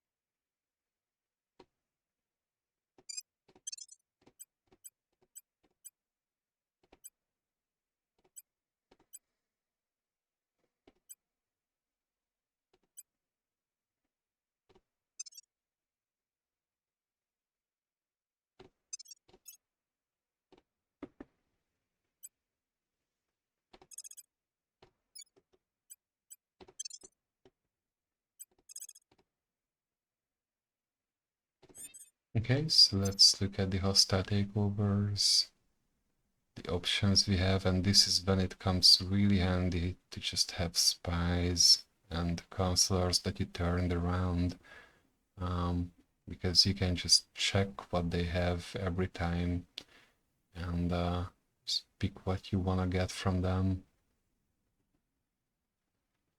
Let's go against Rodolfo again. I think that's something we could do. The other option here is Lamar, but he doesn't really have much going for him. Actually, we could turn him though. Yeah, only 6 loyalty. That's promising.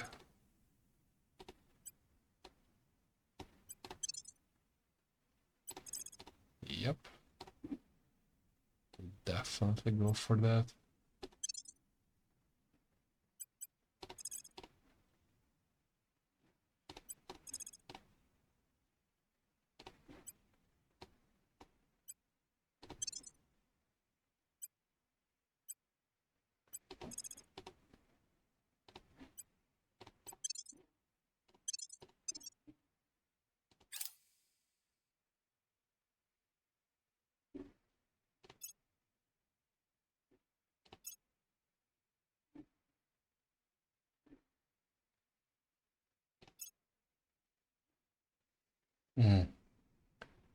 Just by so little. We've been really unlucky with some of our mission outcomes, to be honest. Alright, so here is nuclear freighters done. We are really behind with the mission to asteroids. We want to get ahead. We want to win this race and then plug in the last remaining important tech, the mission to Jupiter. Okay, so with this done, what we can do is start our lunar enterprise. Mare Tranquillitatis is the place we go to, and we will then immediately follow that up by sending a mine with a solar collector, and we will start mining by the end of October. That's good, that's on time, I would say, and with this much base metal income we will have enough by the middle of November, when the probes arrive to Mars, to send the mine there immediately after. And that's important because then that mine will be operable around the middle of December 2024, or maybe a bit sooner than that.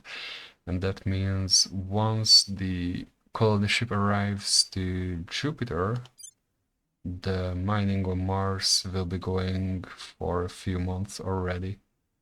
So we arrive and then we already will have some amount of resources from all resource categories, and so that will make it like more seamless, the way we can expand around Jupiter if we time it like that.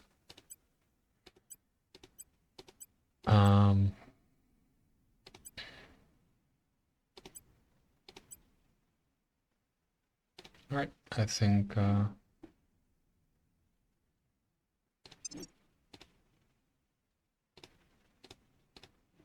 yeah, that sounds about right. I would say, yeah, maybe we should have, but we will definitely now build a cheap space science lab. Should have done that a long time ago in the ISS.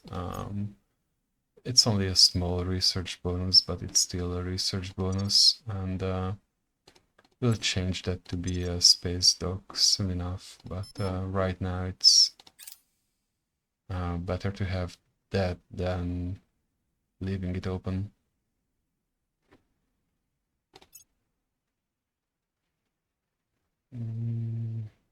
Let's see if we can catch up.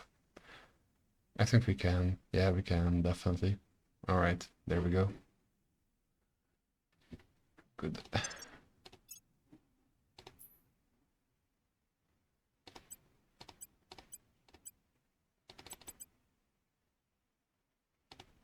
So you, my guy, you'll try to... I'm not gonna spend 64, I don't have that much. Actually, I can, because we are about to land on the moon, so that will give us a bunch of influence anyway. Yeah. Let's do that. Um,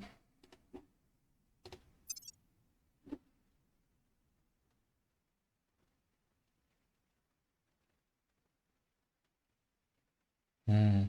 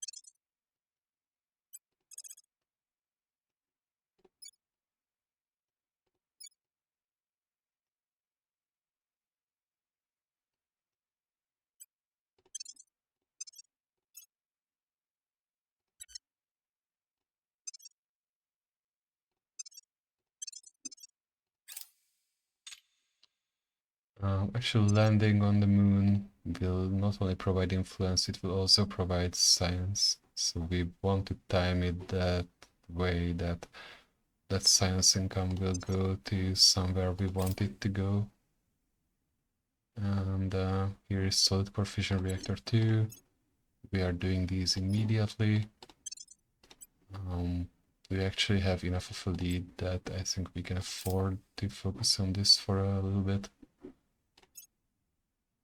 But let's just keep an eye on this, just to be sure. Right, we have made an agent inside humanity first. Gained an agent, didn't made one, or make one, and yeah, we have some really nice transitions to steal from here as well. So that's good. That was worth it.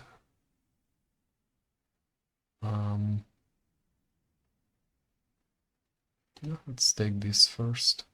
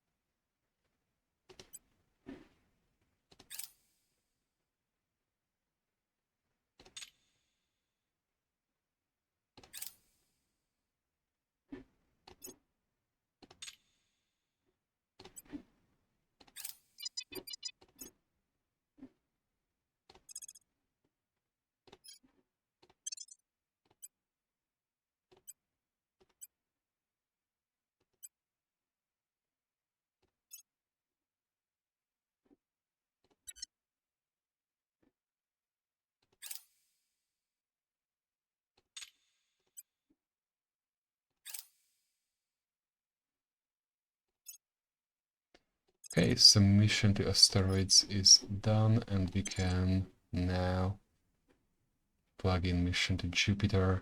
Now we have the 3 big researches up here. We don't have to stress about winning these.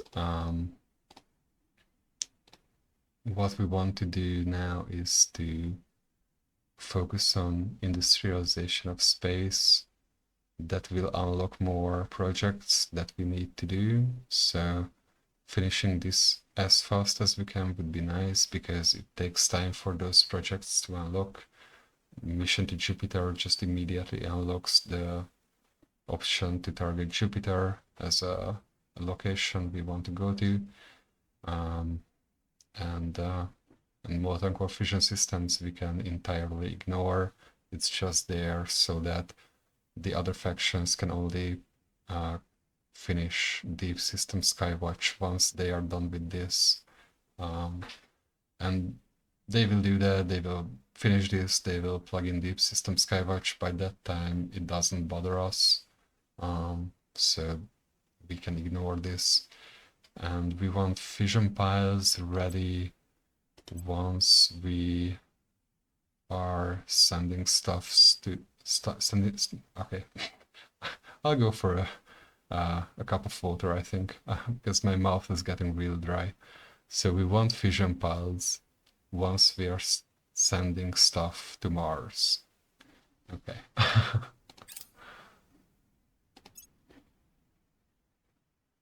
So that can wait.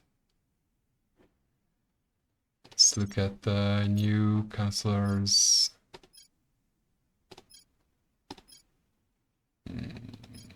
Nobody. Nada. Okay.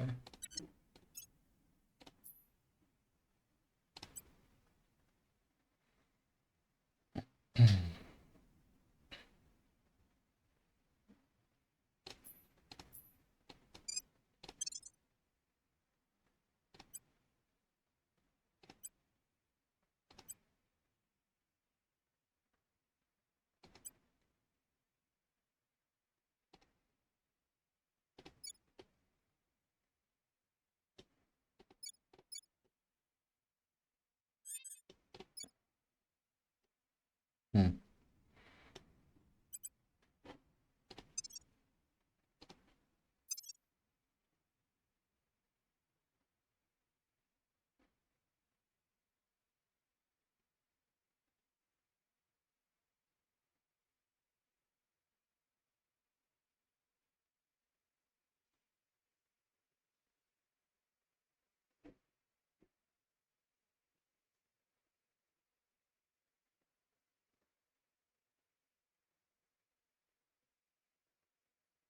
Just checking what we could steal.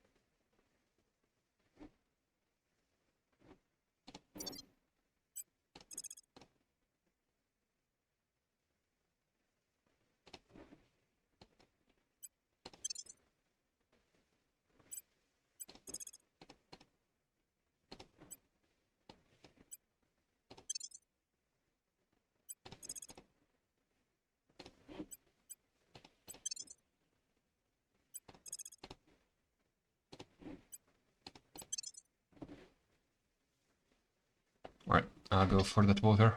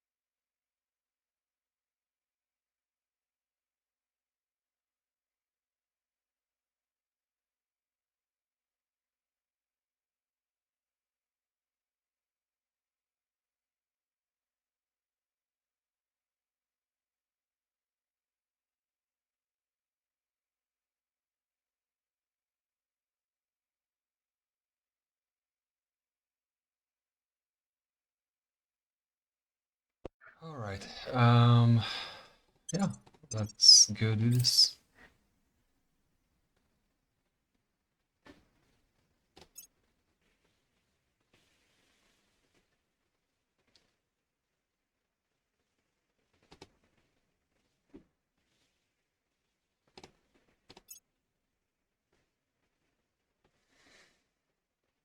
Hmm.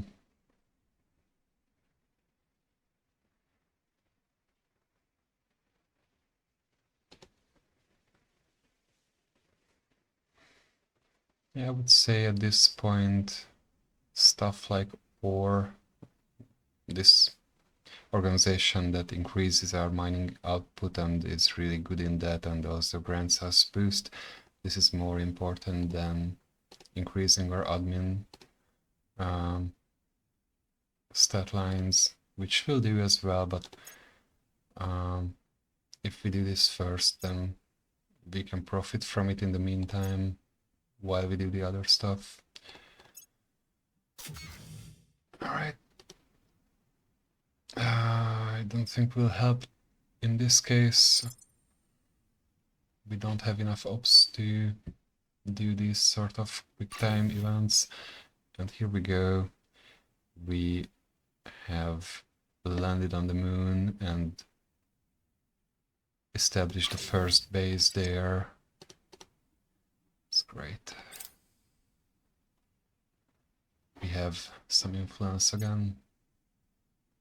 And also just made a huge progress in science.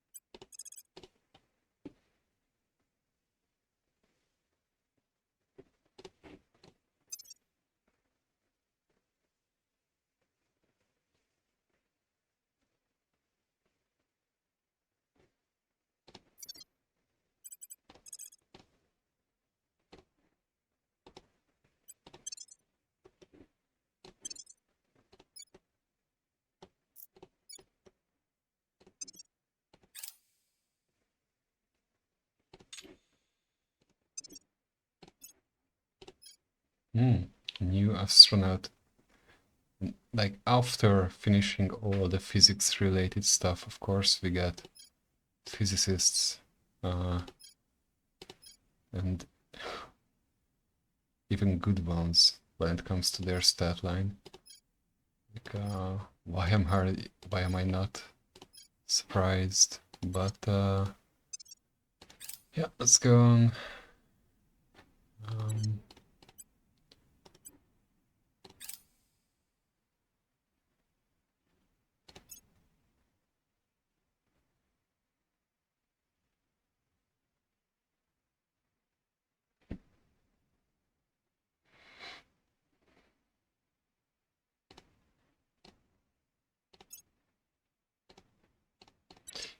We should get a little bit more spoils out of the US. We need more money.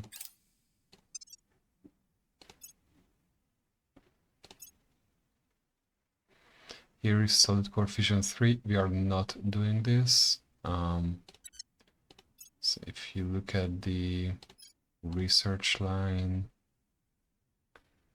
so after solid core fission 2, you can get fission 3 or compact solid core fission 1. And that's the one we are aiming for, and then compact solid core fission 2. And from here comes fission frag drive. And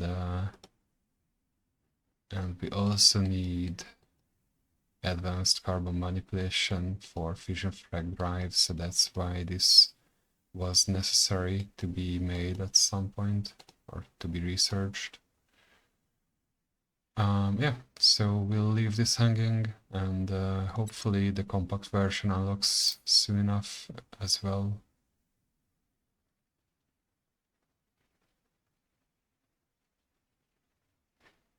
I really don't want to increase the unrest in the US. I guess, yeah, we're just spending the 10 ops, even though that's not good.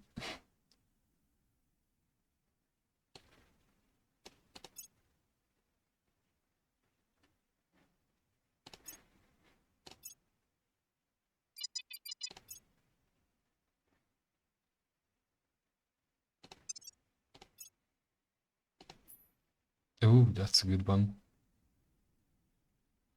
Yeah, we're buying that. So, my guy, do you have any? Yes, you do.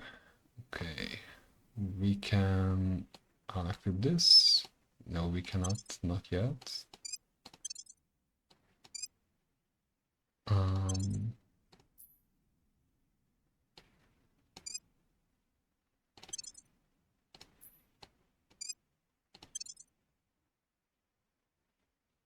That's perfect. Okay.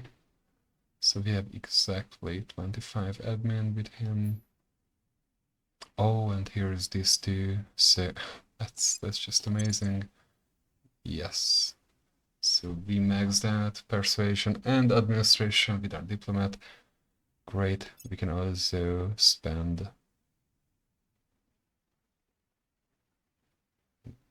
I don't even know what to spend this on, to be honest. Like, um,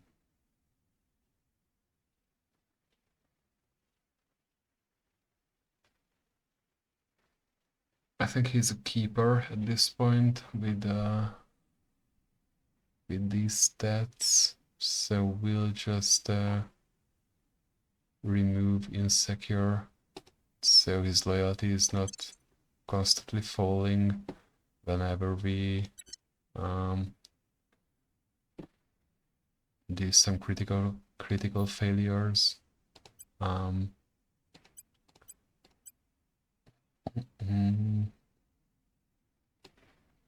Yeah, you can get this.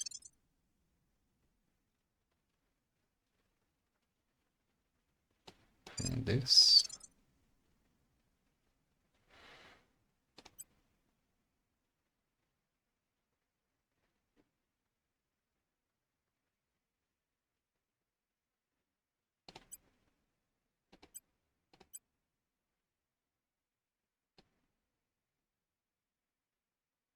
And you can get this. Yeah, okay.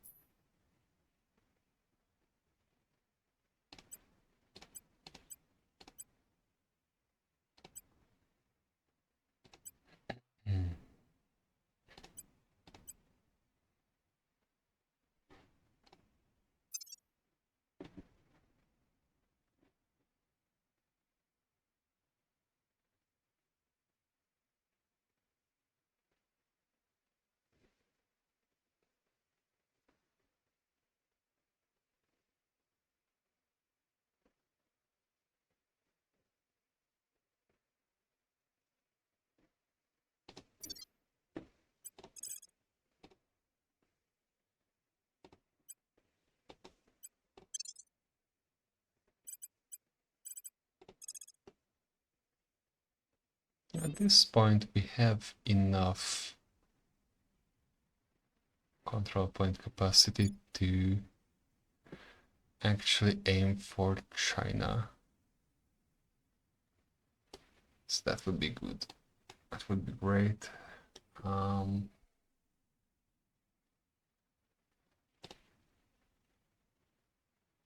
think we'll do that.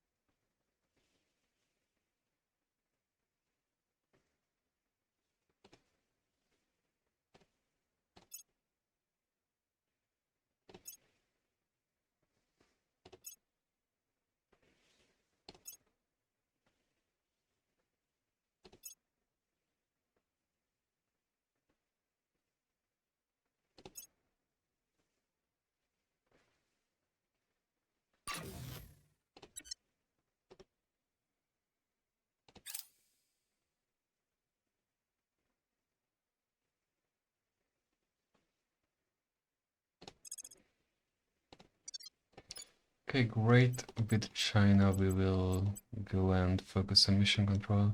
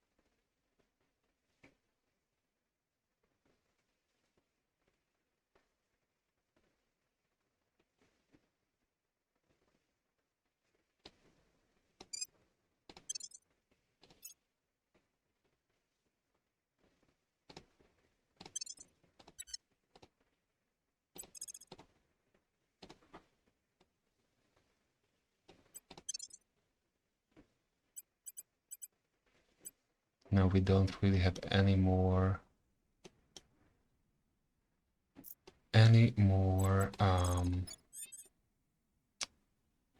capacity to get more than one control point, but that's still good enough. Just gonna work on these guys a little bit, get the public opinion about us up.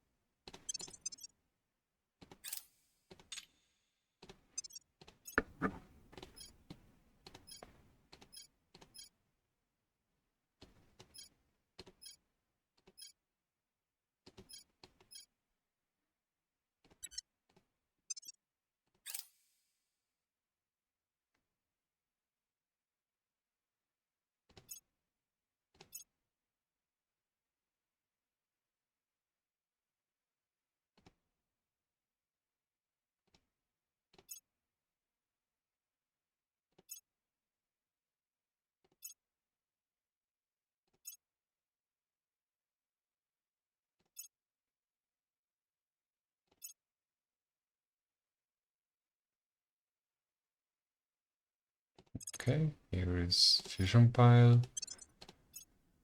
So yeah, we are making good progress with industrialization of space. If we could finish that in February, that might actually be a personal record, even for me. As much as we have failed in many of these missions we did, this is turning out to be a very good and efficient run.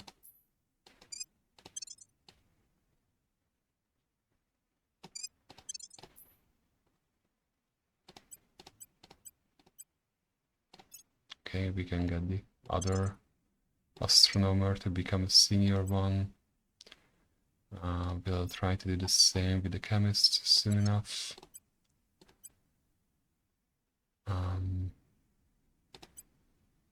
Yeah, right. What do we need from these guys? One of those.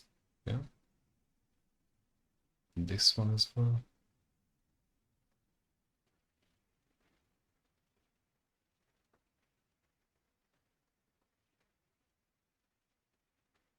This one as well.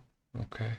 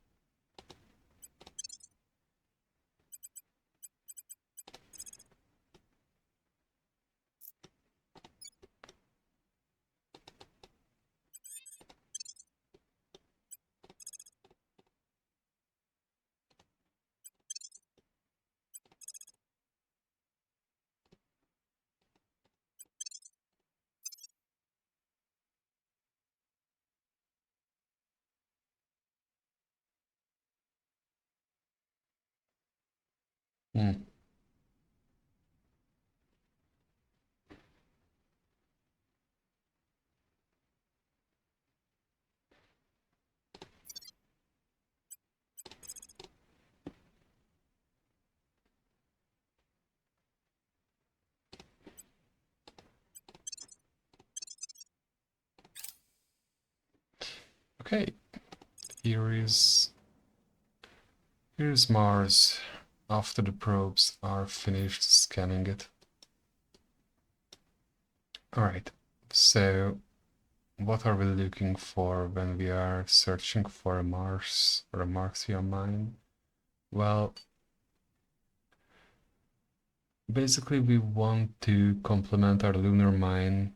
We're only going to send one mine here, like, except if there are some exceptionally good mines, which I don't see, but I'll go through this list in more detail soon. Usually we only send one mine, and that mine should complement the income from Luna. So that when we arrive to Jupiter, we have a decent income from everything. What does a decent mean? I would like to have around at least 10, but maybe 20 water, at least 10, but if possible 20 volatile, at least 40, but if possible as much as we can get base metal, and at least 5, but if possible 10 rare metal, and as much physics as we can grab while we are at it. So that's how this should look like. Now we already have some of these stuff covered. We don't have any waters, we don't have any volatiles though. So right off the bat, anything that has, like, I don't know, let's find something like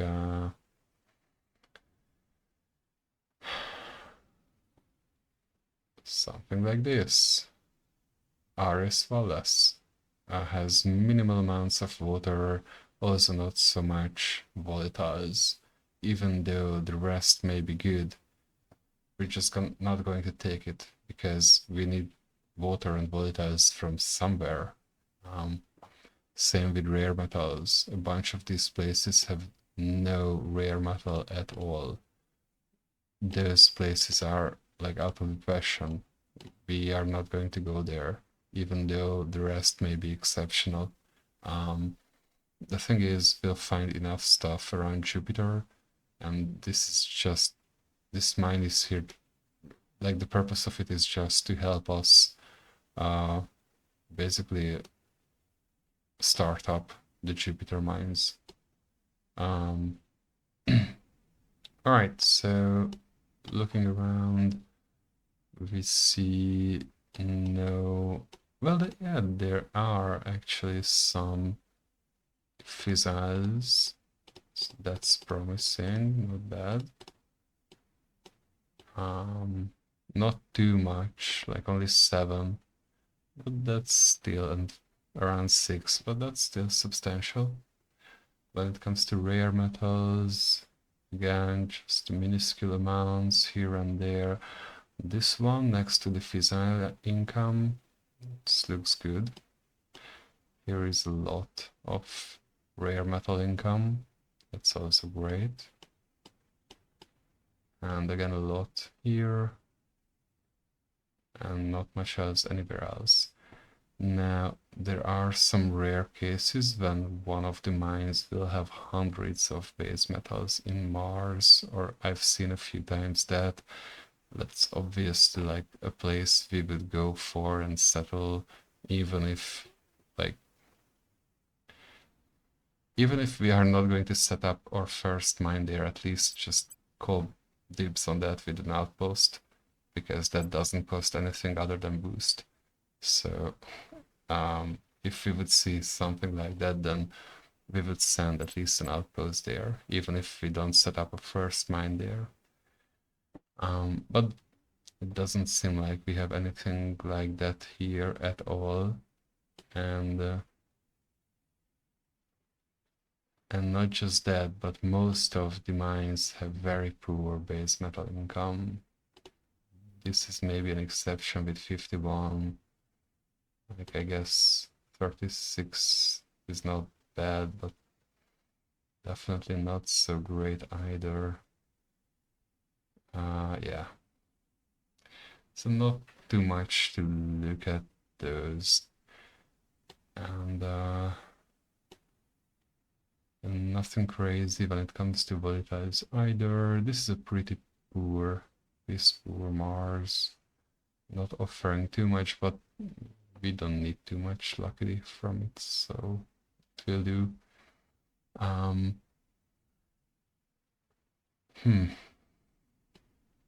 Well, definitely we will need rare metals. So right off the bat, like, I guess this would be the bare minimum, but the base metal income is too low.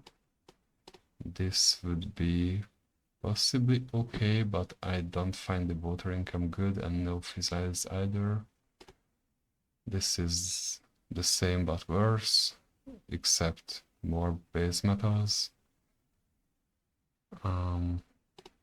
This one, this is not bad. Like, I would like more rare metals than this, but water volatiles and base metals would be covered. We would be lacking on fissiles, we would be lacking on rare metals though, so not my favorite. These ones provide a bunch of rare metals, but nearly no water at all, so sadly no, that's not going to work. This one, maybe this is the best one. And I'm saying best one as in generally this would be a very poor mining location, but for our needs, it does get us like the minimum required amounts from everything, and that's more important than being excellent from one thing and leaving us empty-handed in something else. We don't want to send anything from Earth. It just takes like around 3 years to send anything from Earth to Jupiter. We need the bare minimum of income.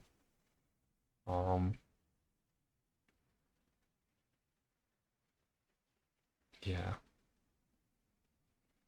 Yeah, it does seem like that is the best idea here.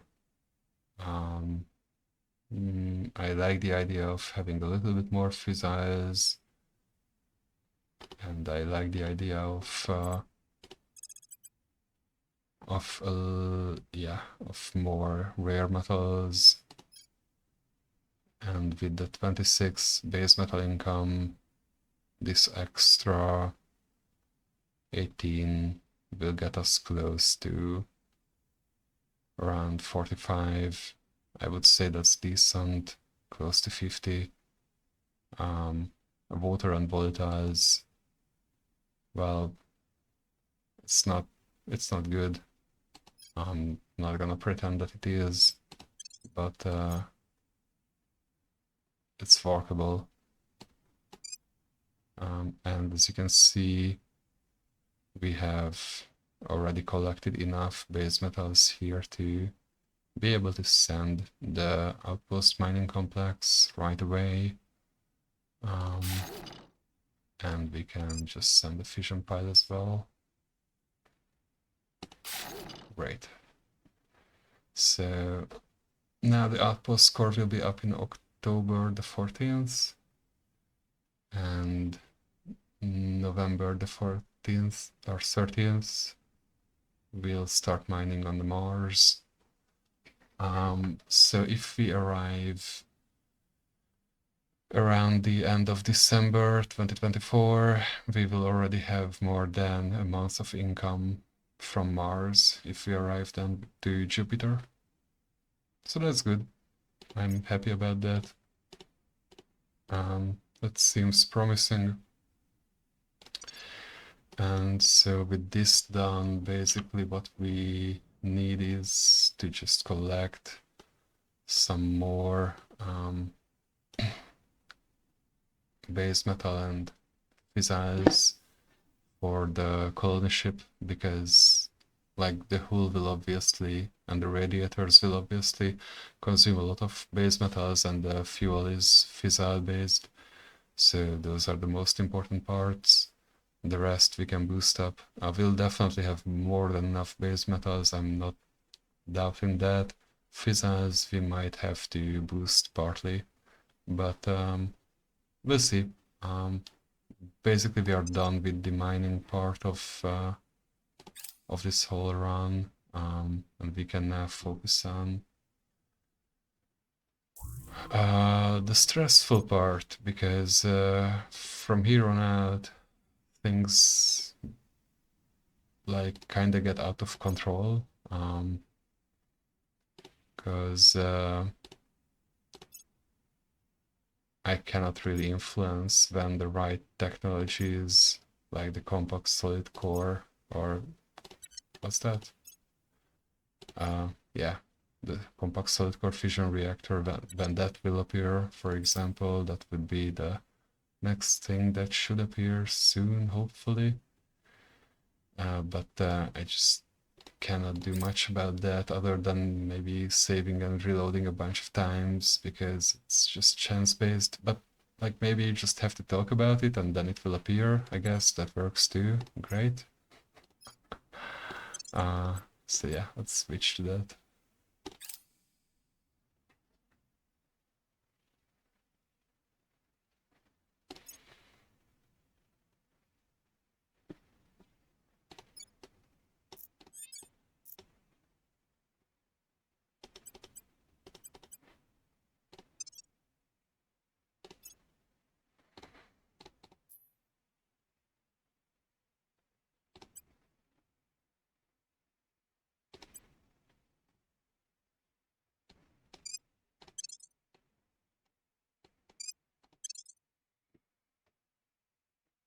Mm.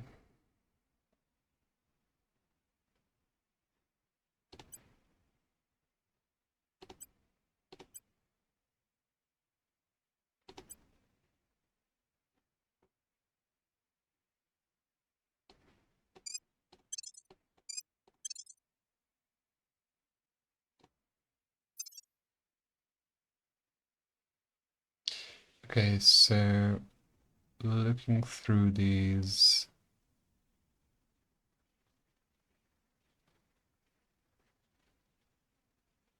counselors, I would say we did get most of the good organizations from Project Exodus already, and it just happens so that there is a protectorate defector wanting to help us with a very low loyalty number. So let's go and send this guy to retirement. So this doesn't just mean that he's not spying for us anymore, he actually resigns from the from their faction as a whole, and then we can only have two spies or traitors active at the same time, so we had to do that to be able to do this mission now. Actually, there is a servant one as well. We could do that next turn, but let's go for the protectorate one first. The thing is, like, we are so likely to succeed here. If I boost this up, there's a pretty good chance that we get a critical success, hopefully, and that would really boost up our research income. Let's keep an eye on the servant one, just in case we want to turn that person next turn as well.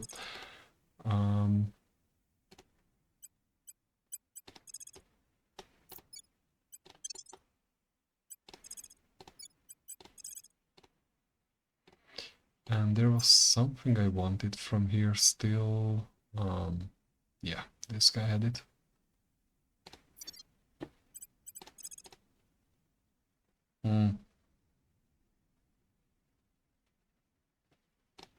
Yeah, I'm not gonna get it with this. Yep, yep, yep, yep, yep. Let's just advise. And we are sending her to do this mission. Okay.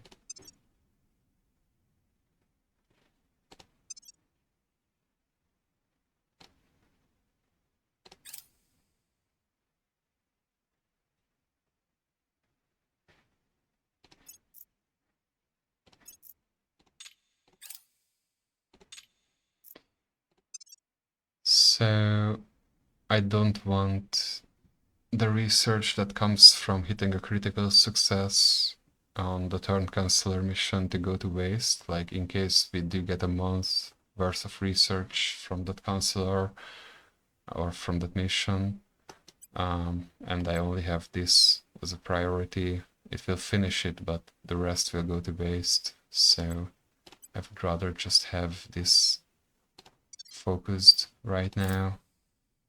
And it is a critical success. Nice. So we scored an additional coup. Our new agent brought a month's worth of research files, moving our own development forward significantly. That's great. And as you can see, this really jumped ahead a lot. And then we can go back to finishing the compact solid core fission reactor. That's why it's great to turn people around. Partially, and the other part of it, of course, is that now we get to look at these guys and see what they have and steal what they have. And they don't have a bunch of good stuff. Actually, they don't have nearly anything I would want. But if anything, I'll at least get Perun. So there's that.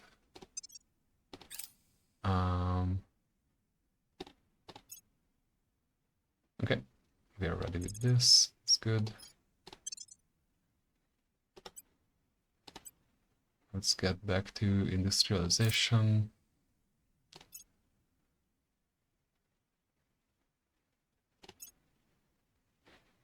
Let's look around.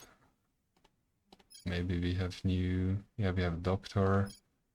Not interested in that skill set right now. Okay.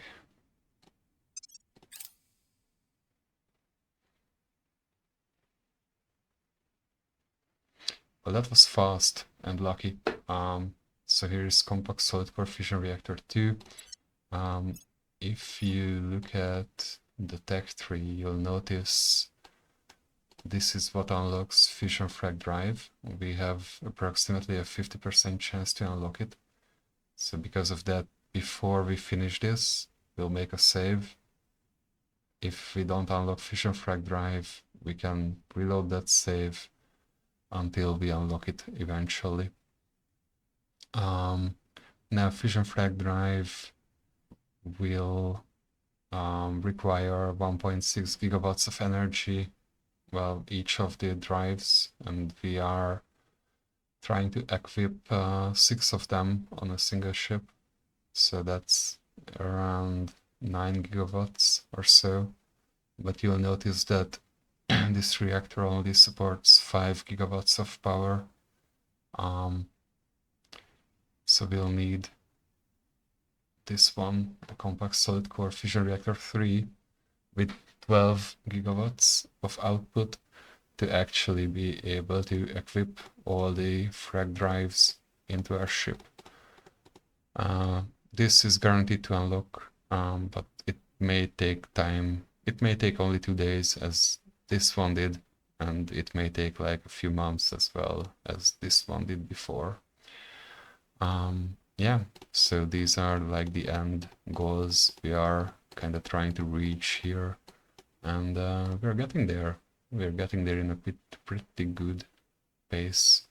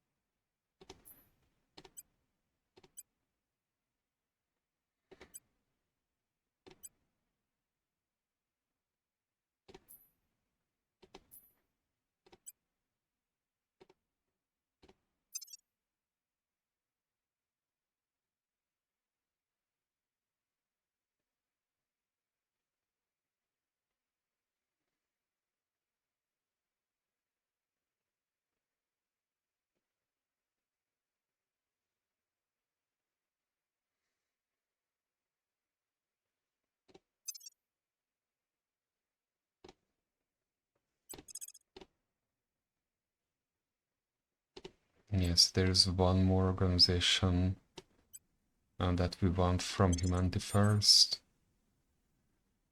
But other than that, we can dismiss the humanity first traitor as well.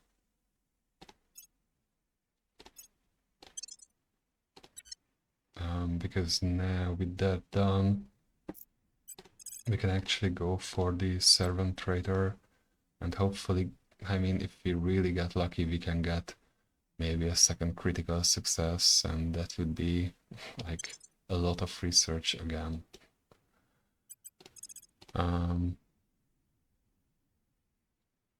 Yeah, so let's hope that that happens.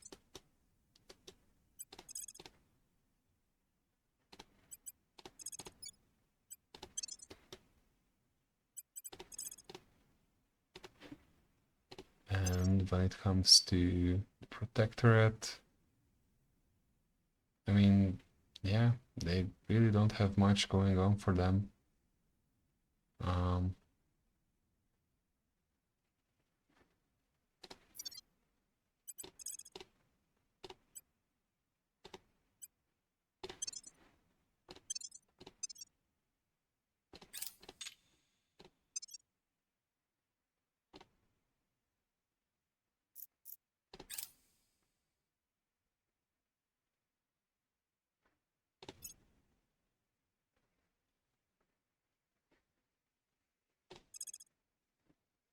okay, so we finished. Oh, we didn't make a save. We'll just make a save now. And hopefully Fusion Flag Drive will unlock.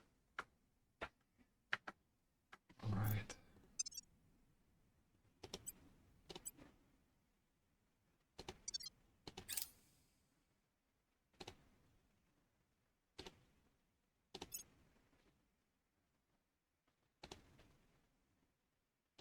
Let's get Perun. Nah, it's just a regular success. That's alright as well. Let's see what they have.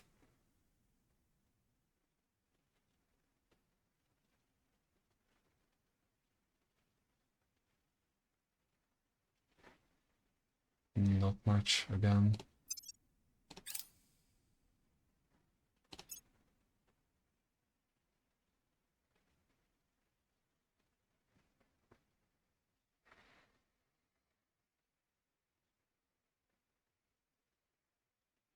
We get hijacked. That's alright.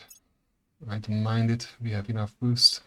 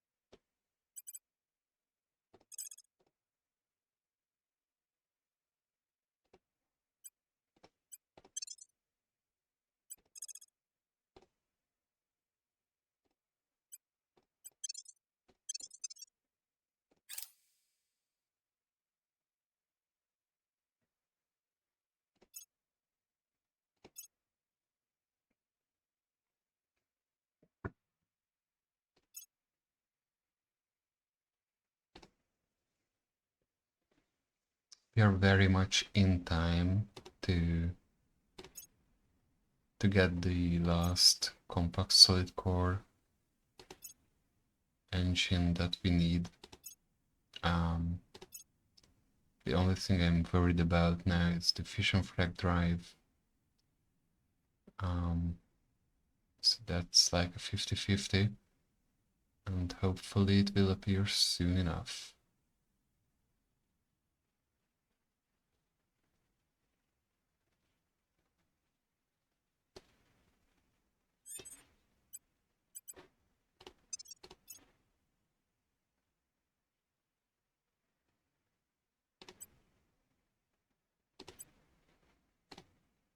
Hmm.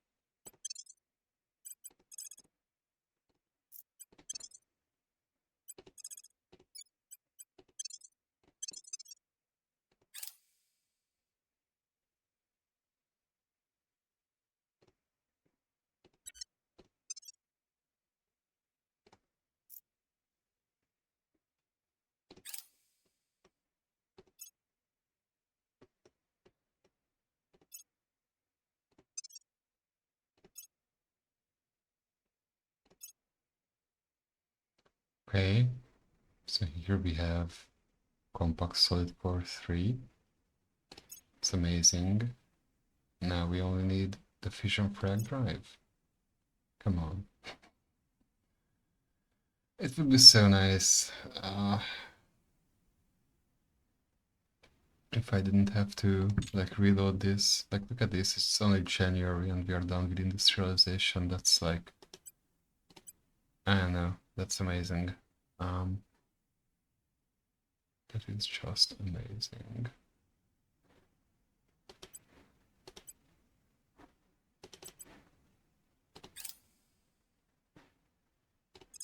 I'm not even sure what to do here. Like, I guess I don't really want them to go after Deep System Skywatch yet. I think it's too early for that. Although I do have the capability to go into China definitely now. That's not a problem. I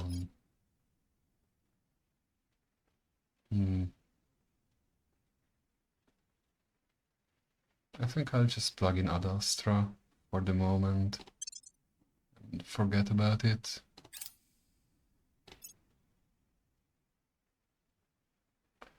Okay, here's the construction module. I have a... I'm a bit suspicious about us missing the fission frag drive at this point.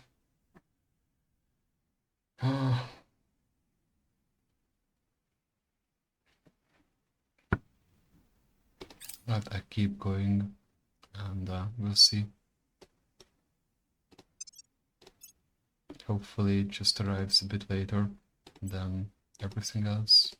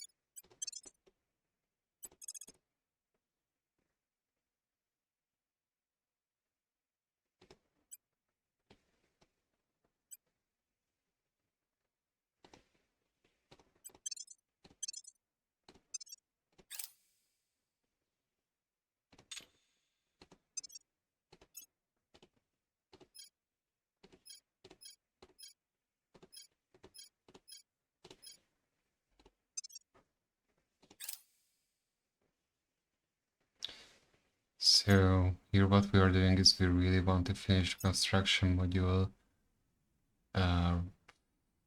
fast as we can, because that will also unlock some other projects, and it may take some time for those to unlock, so we want to get this finished. Okay, here we go. That's amazing. This means no reloads, no rerolls, no save scums. This is the cleanest run maybe I've ever had when it comes to Jupiter rushes. That's amazing.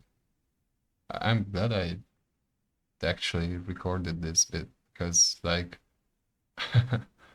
we we may arrive there before. Okay, we'll see when we arrive there, but like this may be ridiculously fast.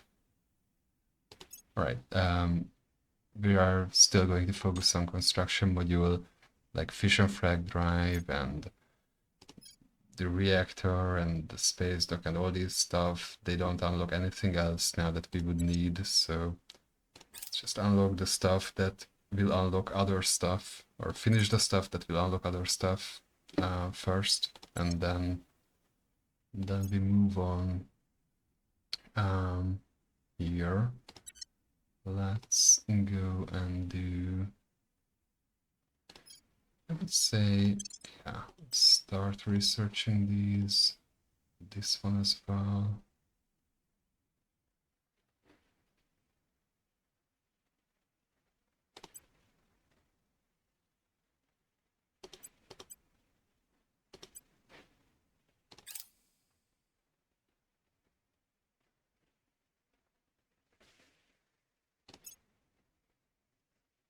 Right, so at this point, the only thing we are needing is a fission platform kit. So I'll just show it real fast.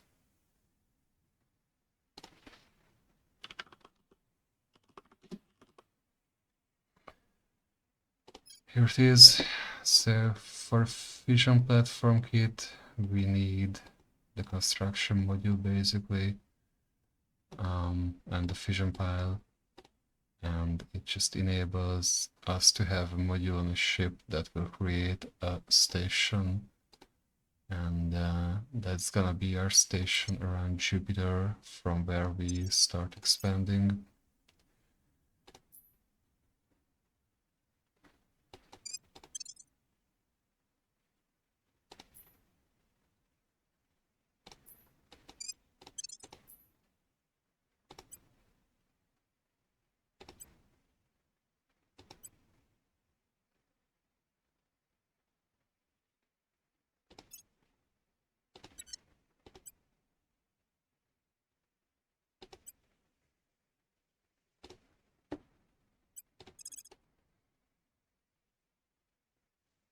I would say at this point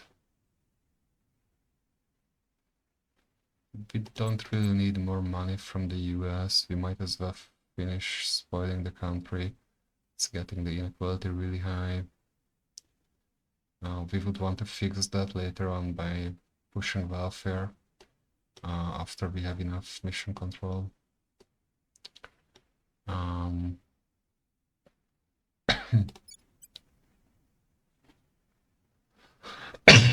Oh, sorry. Yeah, I do think we need to stay in these wars still. They just provide too much cohesion to ignore them. And I think instead of going for organizations, because there aren't all that many here that I would like to go for, really, I think I'll just advise with a bunch of people, like 2 or 3 of them. And you, my guy, you can work on our Chinese reputation, and these guys can go and look around. We already infiltrated the Initiative, Exodus, Humanity First, Protectorate, Servants. I think I'm not sure about the resistance, maybe them too, but if we did, then that was like really early on, so it would be nice to infiltrate them again.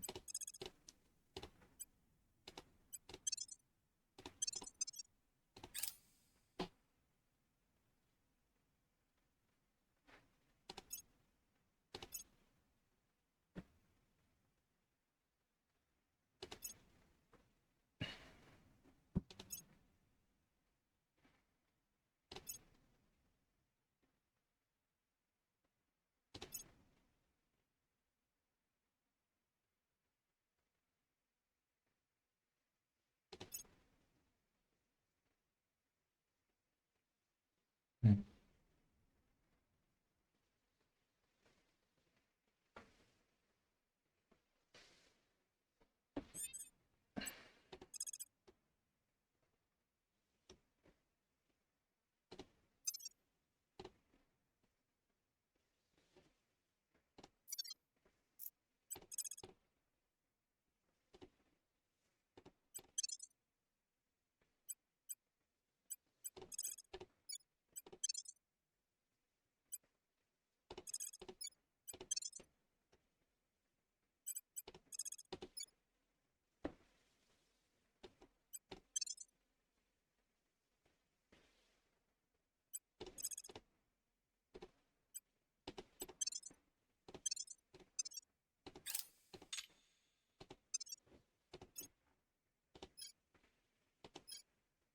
I don't think at this point I would change the counselor setup.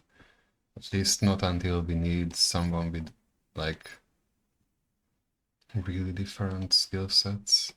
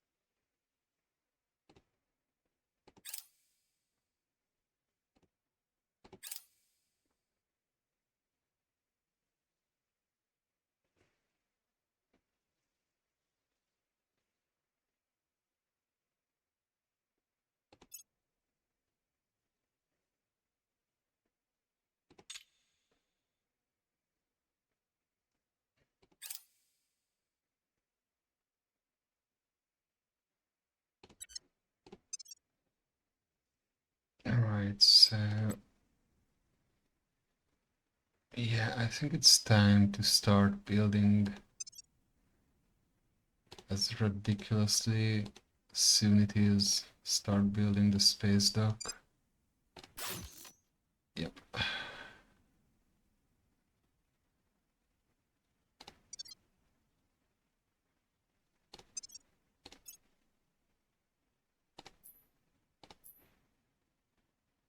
Like this usually happens around the end of May, like 2024, end of May, you start building the space dock, because up until then it does not like it will not consume any resources basically. And then around the end of June you start building your ship, and that gets ready around the end of August, and then you can launch it, and from the end of August you can get to Jupiter by the end of December 2024. So the timeline would be you finish researching all the ship components and stuff until end of May. You or the end of June really, and until that time you already build a space dock as well, and then you build a ship in 2 months' time, and then you launch. Now, and of course, while you are building the ship, you are pushing mission to Jupiter, and then that finishes in the meantime. Now, in this run, things are different. Like, what the hell? So apparently, we are kind of done with the ship parts. The only thing we need is the fission platform kit.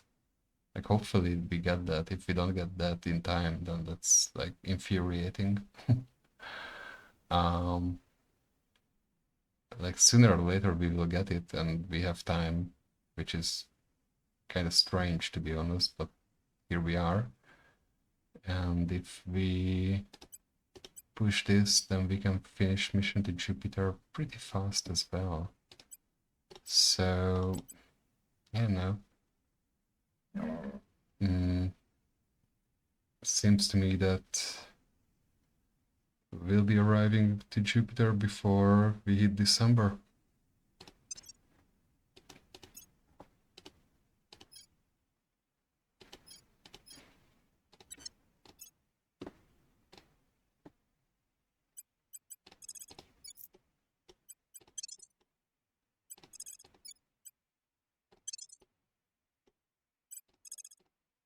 And just to make a point, we'll try to gain another critical success with the turn cancel mission.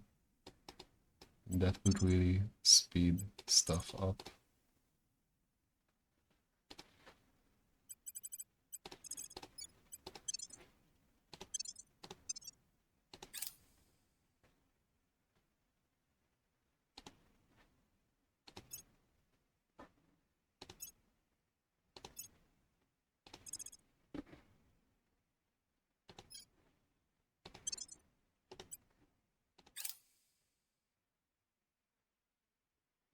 Yeah, it's just a regular success. Well, I wasn't paying attention anyway, it would have only impacted this solid core fission reactor mostly, but it would have been nice. Let's see what the resistance has. Okay, that's something. Yeah. Yeah, I think we can borrow a few stuff from this kingpin.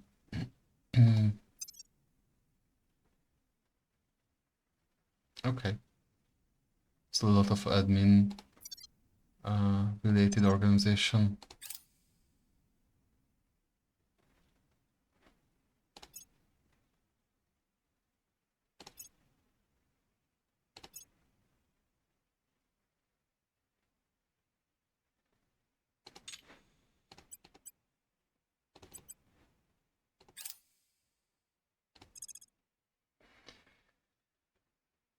So, yeah, I think we are ready with every single ship part except the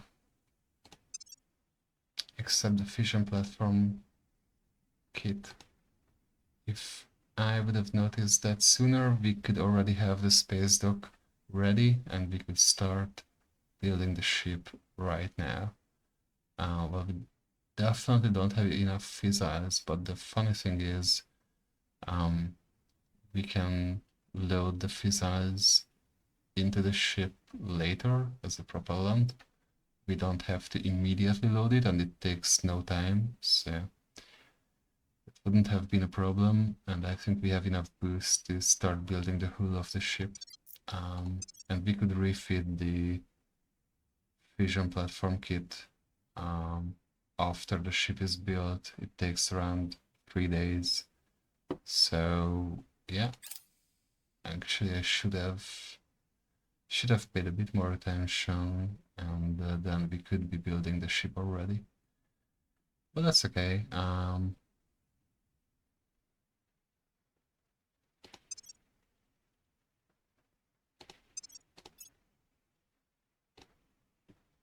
We are so much in time. I can't even express it properly.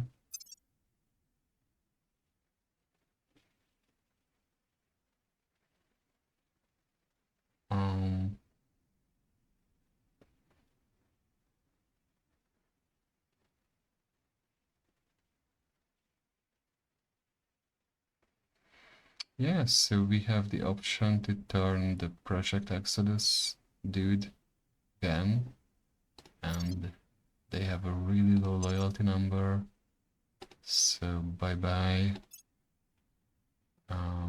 Servant traitor, and let's go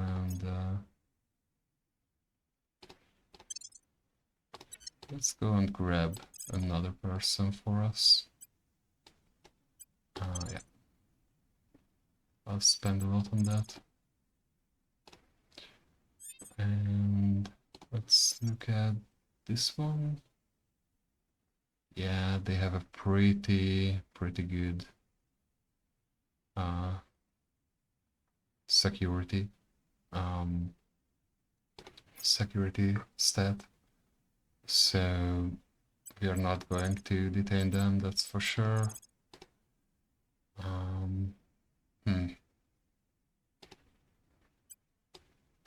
Yeah, maybe we cannot really get this person.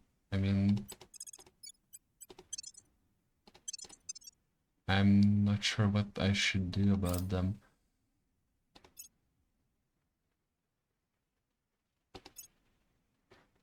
Oops, wait.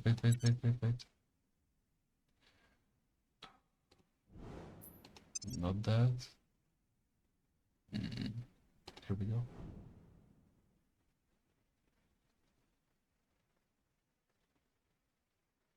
Oh, they will go and hide. That's too bad.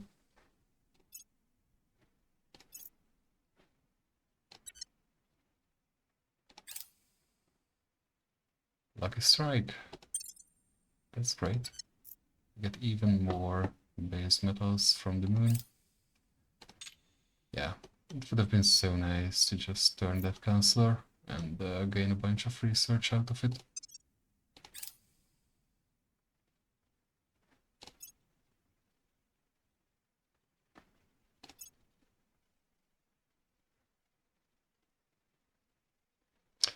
Okay, we have a fusion outpost kit.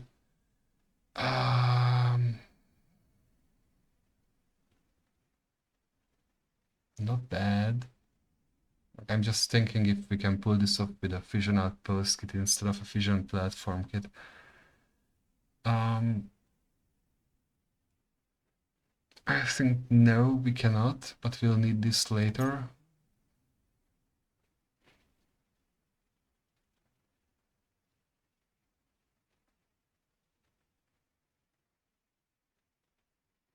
Well, here's another compact solid core. I don't think we'll go for that. Yes. But actually, let's look at the thing.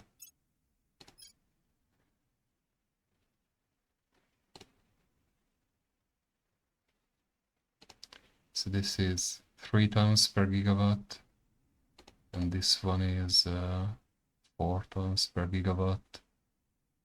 Yeah, so it's not a huge reduction in tonnage.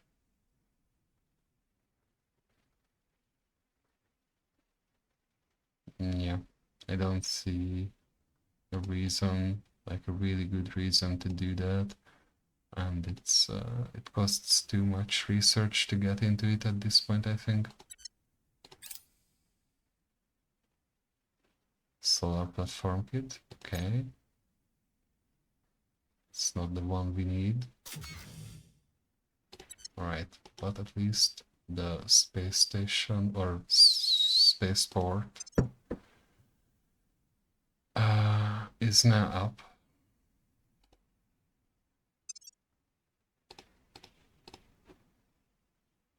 space dock. So let's design a ship.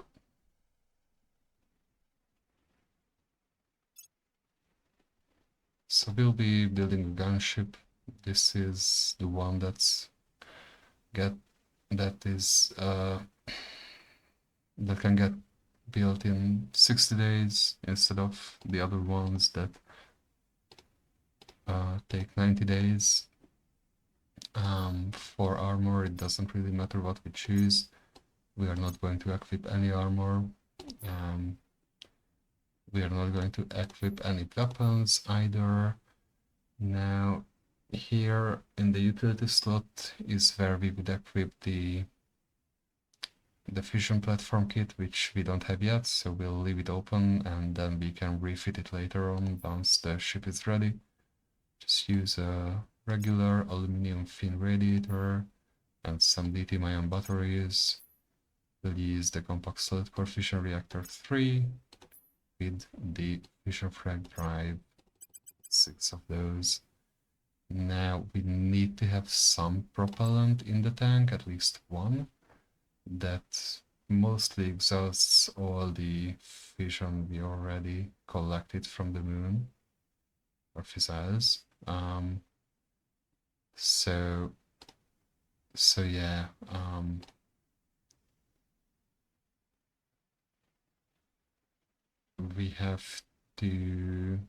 we'll have to collect more until the ship is readied and built, and whatever we cannot collect, we'll just do stuff from Earth, I think.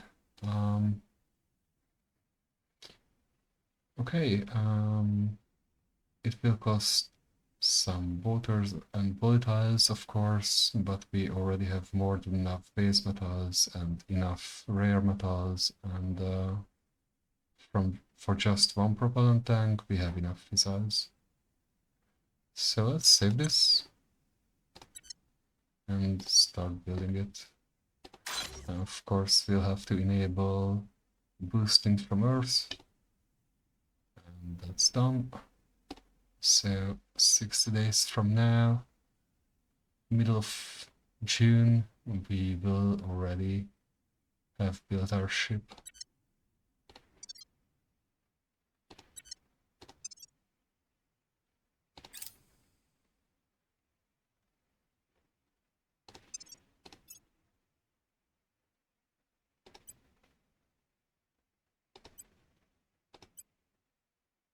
Oh, I didn't actually go and get the senior chemist trait for her.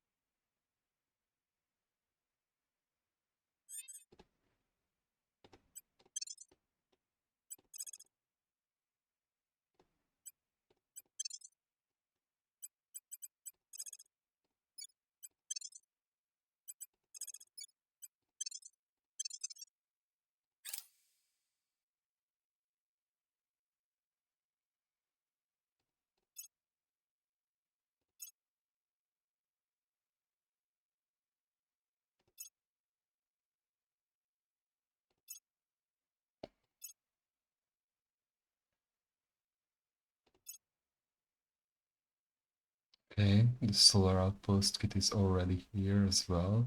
The only the only kit that did not unlock is the one we need. So we're waiting for that.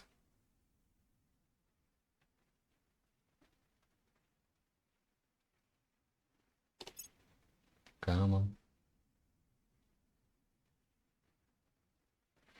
I mean, like, we have time until the ship is built, so it's not like we are in a rush. And they went for biotechnology, that's interesting. So we can definitely win this. And with mission to Jupiter, then we can actually be Adastra as well, and then we can control all of these research and tech trees again. And that means we can postpone Deep System Skywatch indefinitely. So that's interesting.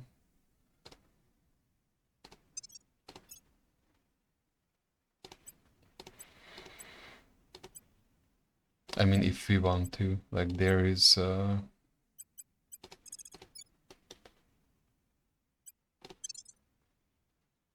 like it can be helpful in a way to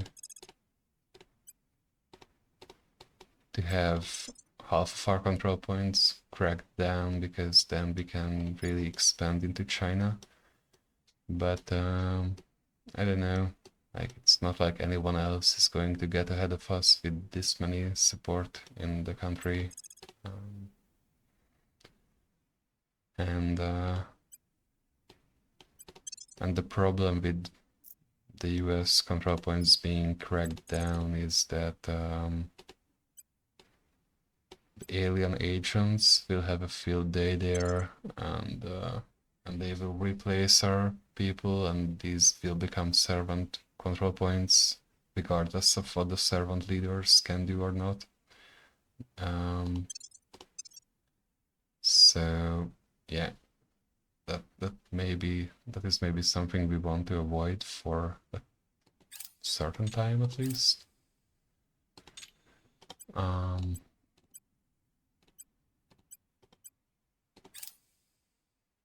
I don't know.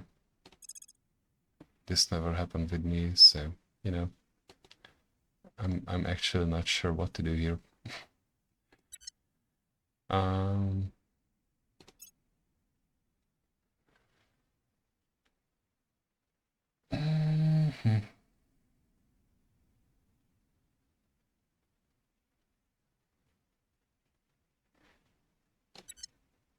So now we are ready with the crucial, like the really important technologies, like everything we need to get to Jupiter.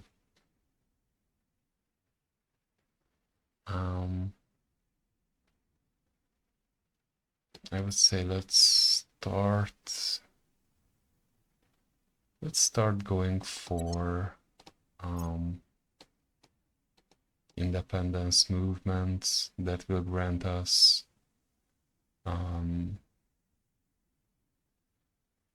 it will unlock, I mean, I'm looking for it, it's right here, yeah, there it is, global command structure, and that will increase the control points we can hold by 40.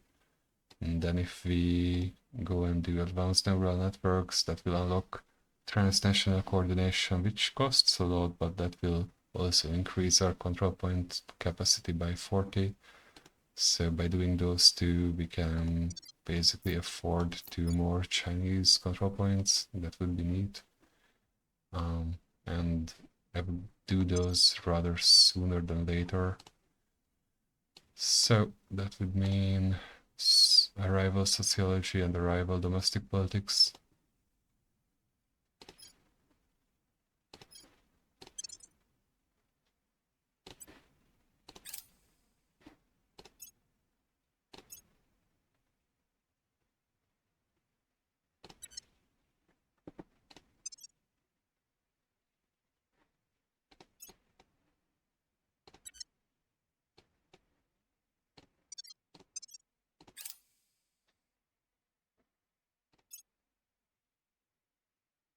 I would really like to get that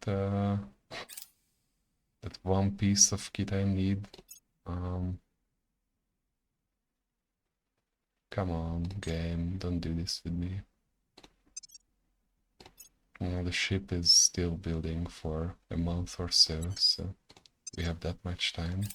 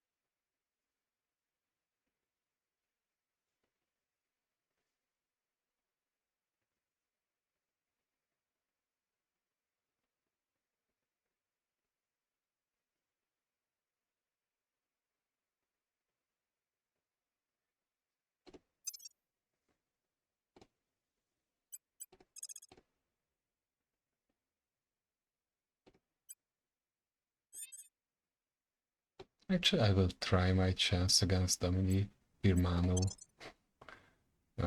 working for the resistance there. 30% is not hopeless, definitely. Even if there is like literally no chance to go and capture the guy, because yeah, it's just too good for that.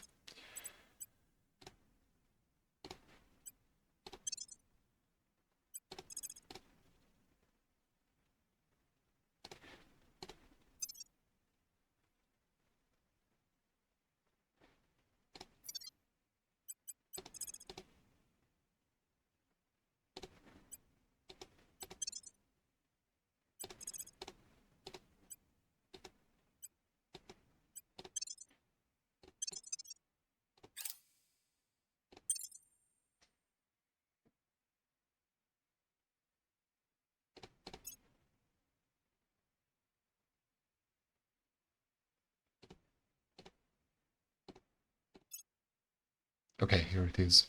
Fusion platform kit. The last piece of kit that we needed to have everything. So this will finish in 25 days. We have more than enough time to do this.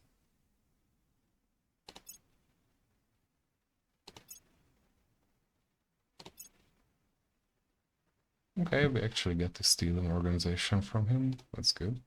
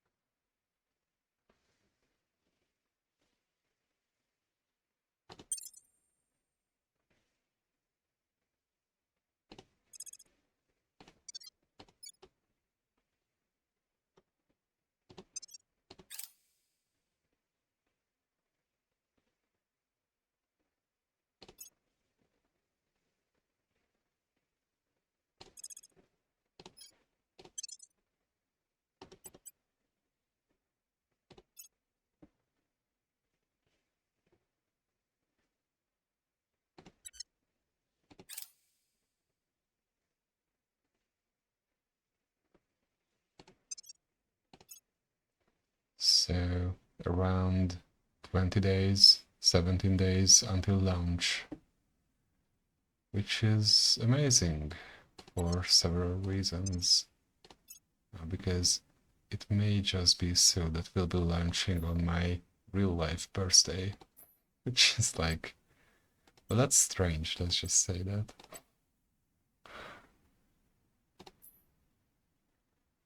Let's leave it at that. Um,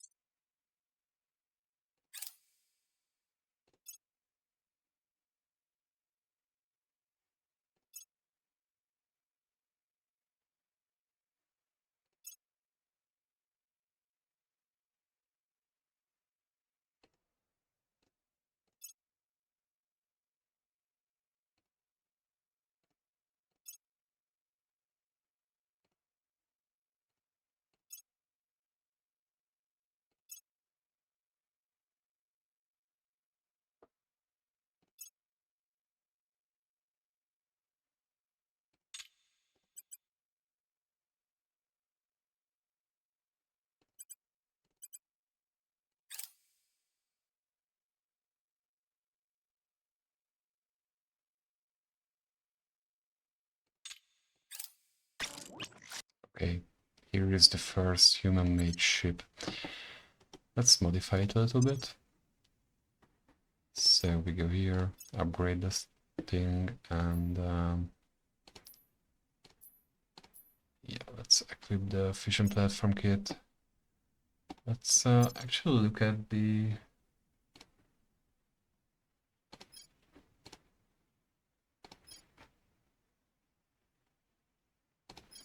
calculated path we would take to the Callisto orbit.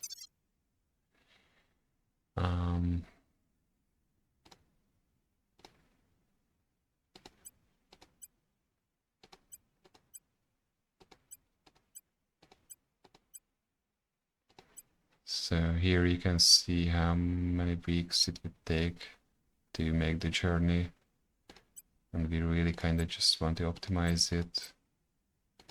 So like 7 tanks would be optimal, but having 5 instead is not that much worse and definitely costs a lot less for us. Having 4 is now like getting into the significant worse category. I'm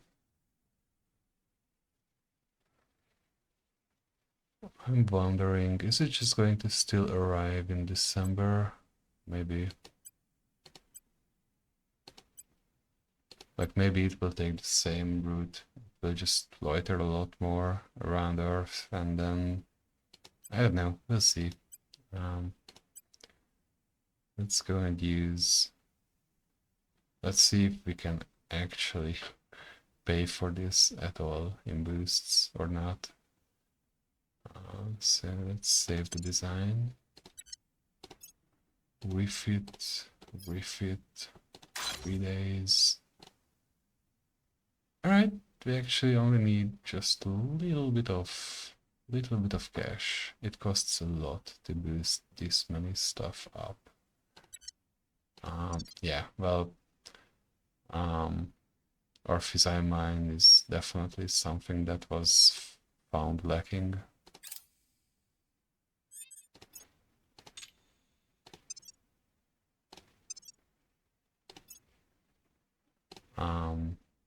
How about we just sell some stuff?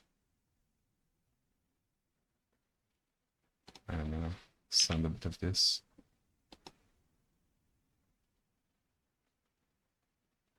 Maybe not. Just send an organization, yeah. I don't know, send can send something like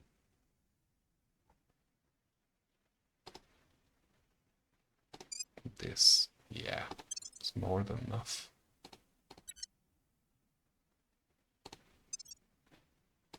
So now this guy is being built. Good.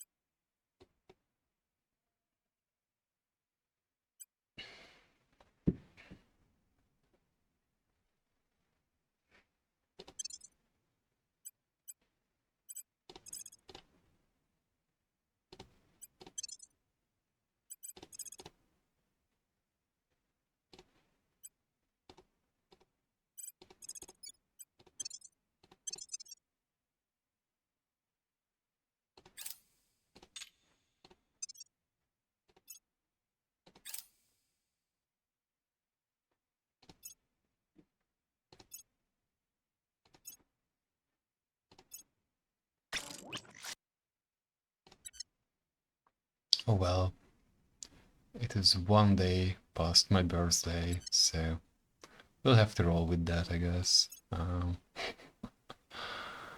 Still, that's a bit eerie. Okay. Well, we can launch, I think. Yeah, we have everything in this ship that we need, right? We have the fission platform kit, we have a bunch of propellant. Yeah. We have the fission frag drive. So now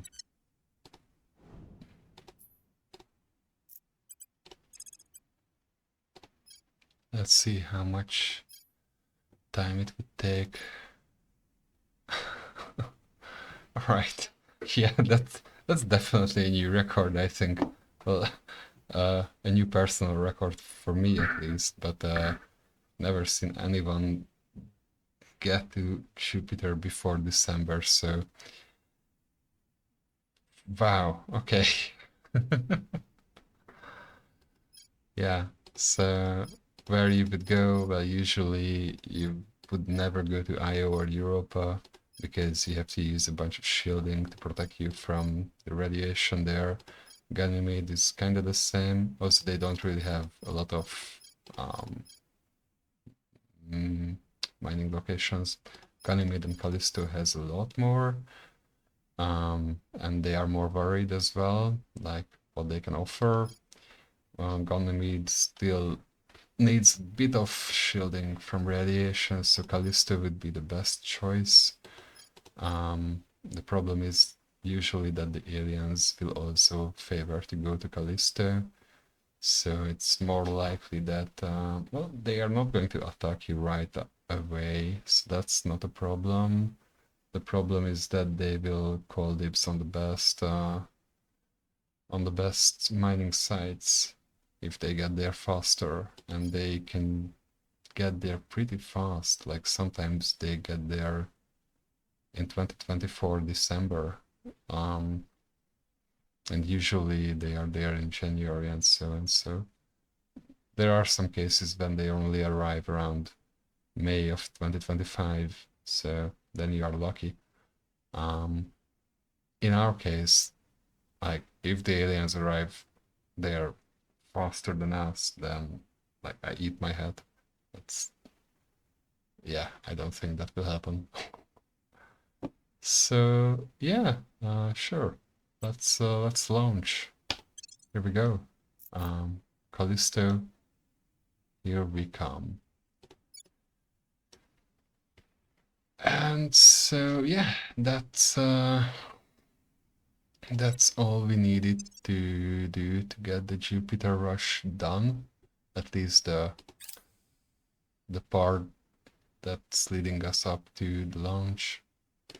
And from here on out,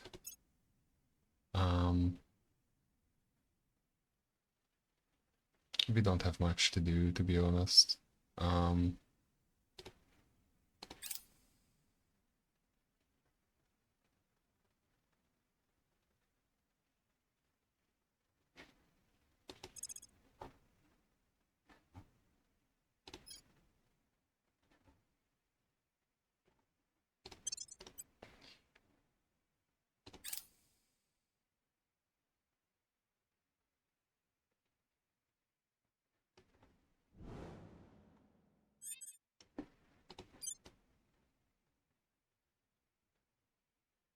Hmm.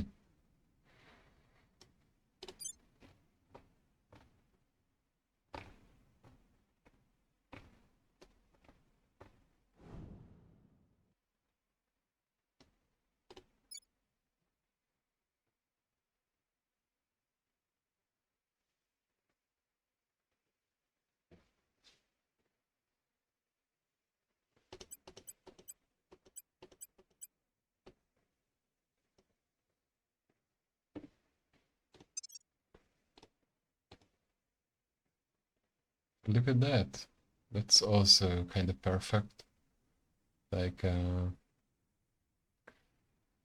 we will have the Martian mine come online on the 13th of November, and on the 16th of November we arrived to Callisto, and we have enough base metals and rare metals and fissiles. We only need a little bit of water and volatiles to start building what we need to be building when we arrive, which is a space dock.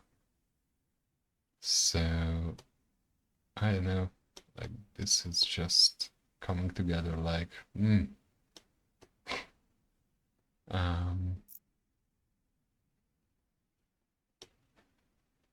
yeah, so I think I will save this game here. And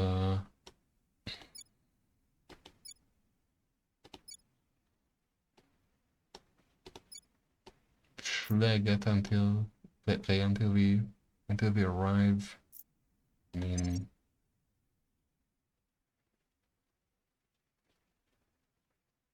I guess I could. It's like a few more months.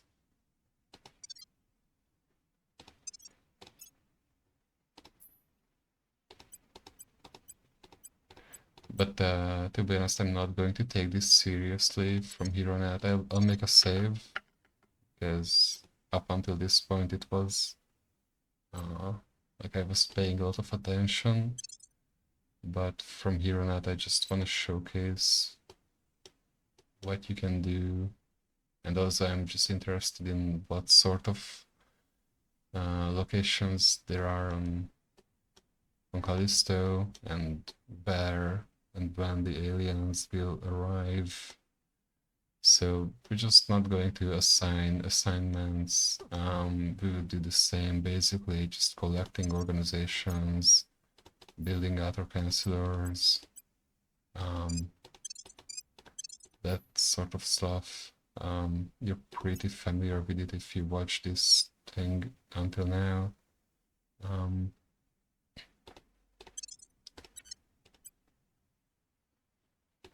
So yeah, there's not going to be a bunch of new stuff there.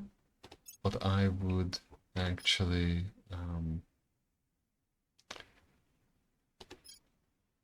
think about is, since like we just have to do deep system skywatch at some point, and at that point the aliens will gain control of some of the control points in the US, so we would need someone who can take those control points back, most likely a spy with the crackdown and the purge. So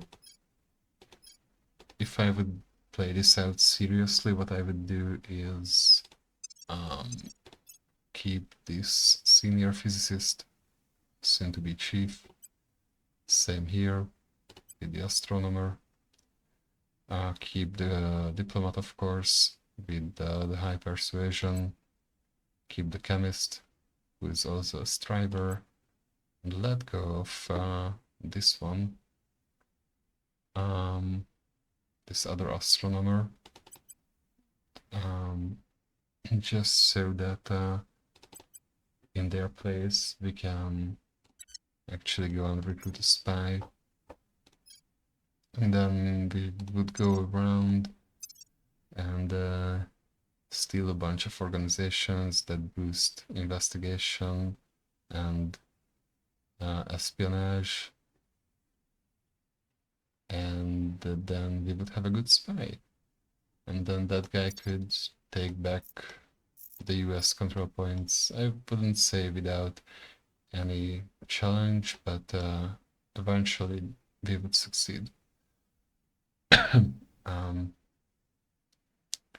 Yeah, as for research, I would just go with mostly with orbitals here, independence movements and advanced neural networks at some point, to gain more control point limit. we would actually need to go get missile warfare doctrine to unlock some weapons against the aliens. Likely get directed energy warfare too with infrared combat lasers. So the thing is, since we would arrive sooner than the aliens, one thing we could do is we could go for Marines. That's an option.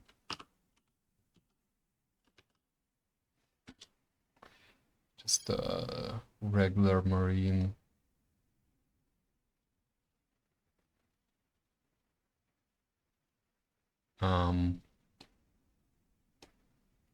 So what that would do is, yeah, that would make it possible to build a few Marine dropships around Jupiter. And the thing is, when the alien colony ships arrive, you have no time to intercept them, even if you have like Diana rockets and stuff like that bolted to your ship. Like, you're just not going to catch up with them before they drop the colony off onto the face of some of the moons of Jupiter. So it's better to have a few ships with Marines in there, and they could land, and then they can mop up the base that the aliens deployed before it is finished. But it's important to do that before it is finished, because in the building phase it has like some ridiculously low assault value, I think around 7 or so. So even just 2 Marine assault units can guarantee clearing it out. Once it is built, it gets a lot easier to, or a lot harder to clear it out. So if we could, we would definitely go and have a few Marines around once the aliens bump into us. And then we can basically just keep them clearing off of the face of Jupiter. And then they hopefully leave us alone, because if they have no property, then they have nothing like around Jupiter, then they have nothing to defend. I had a few games where when I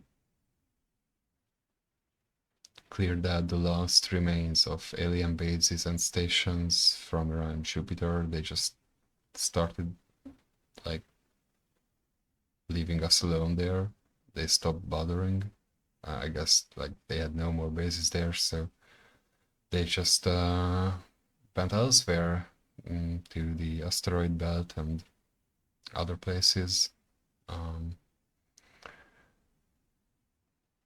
So yeah, maybe that's an option. I would likely try that. And what else could we do if we are done with these?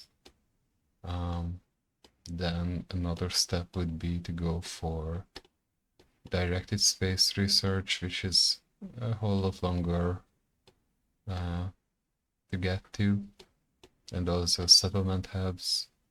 So we could upgrade the mines we have around Jupiter and plop a bunch of research stations around them.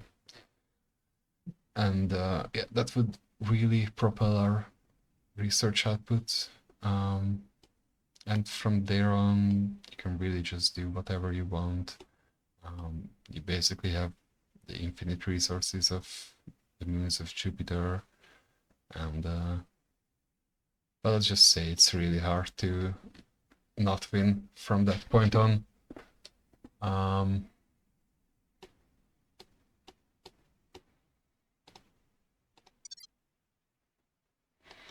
actually quite curious if I could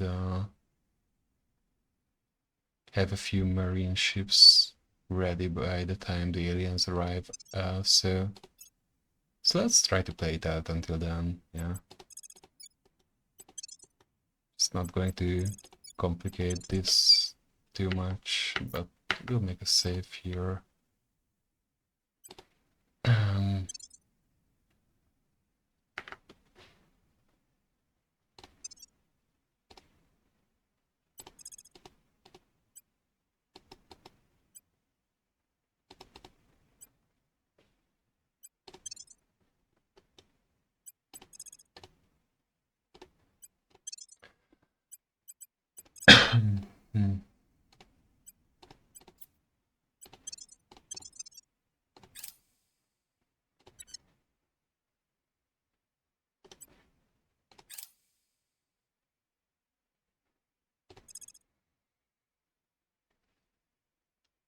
So yeah, let's get the Marines ready then, if that's something we want to do.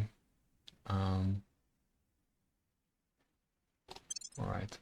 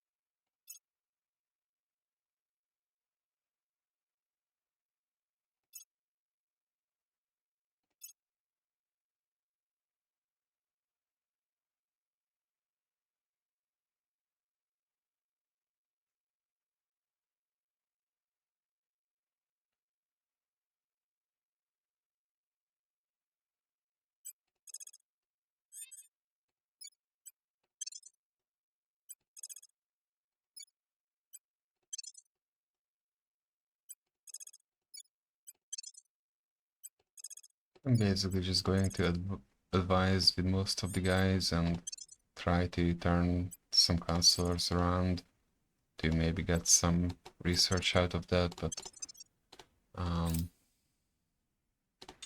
yeah,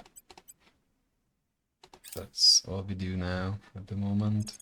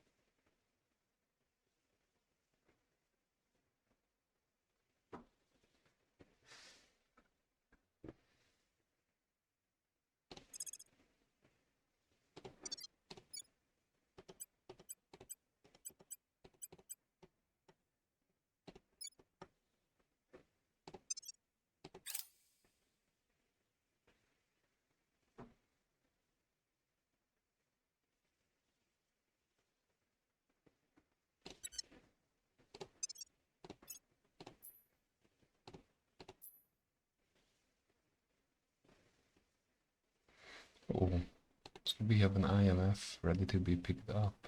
That's good.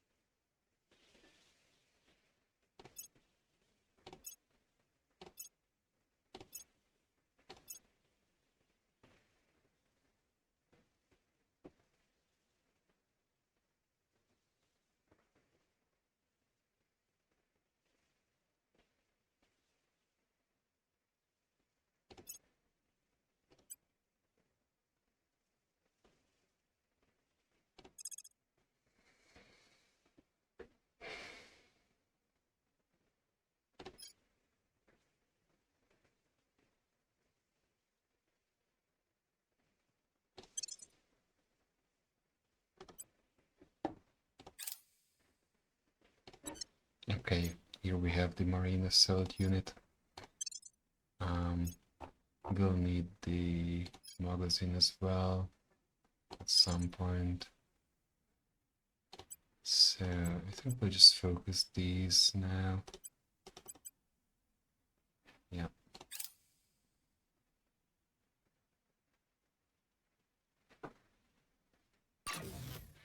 Oh, damn, yeah.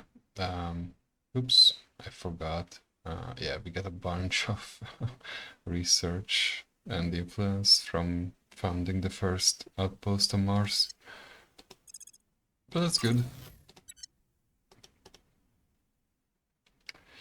That's great. Patrol vessels may be interesting at some point, but I don't think I'll do it now. And the 40 mil cannon is the same, basically. It's like not for now. I should get back to Missile Warfare Doctrine. Yep.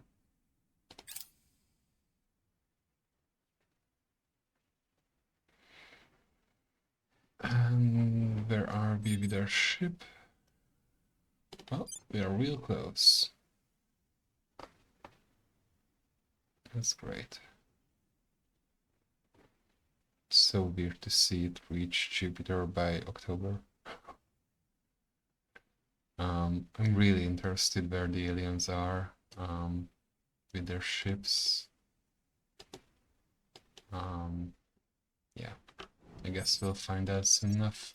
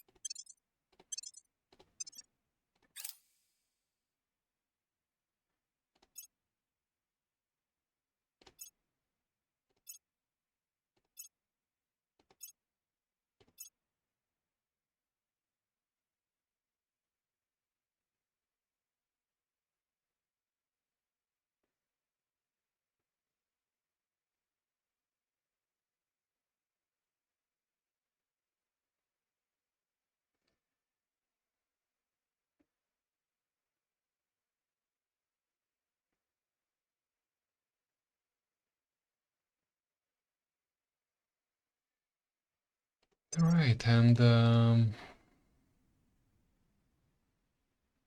we'll have the outpost mining complex on Mars up soon, in just a few days.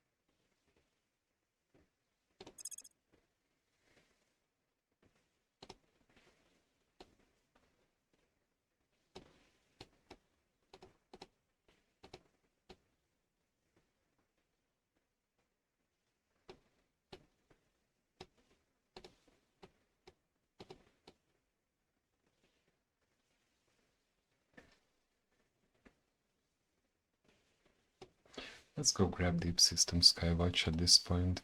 I'm just curious to see where the aliens are.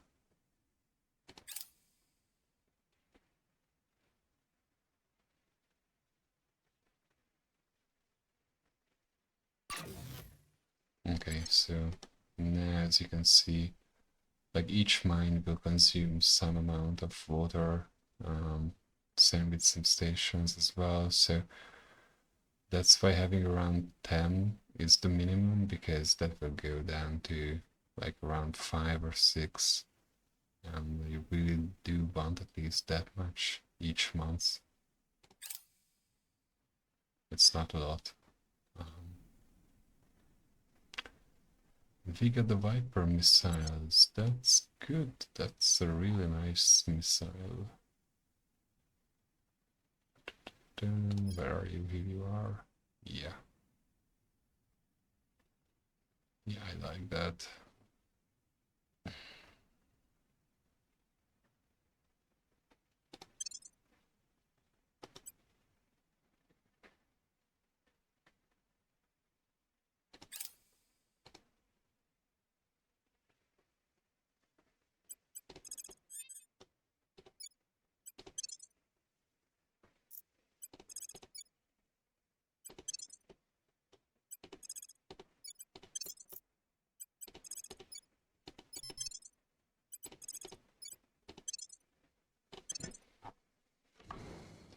So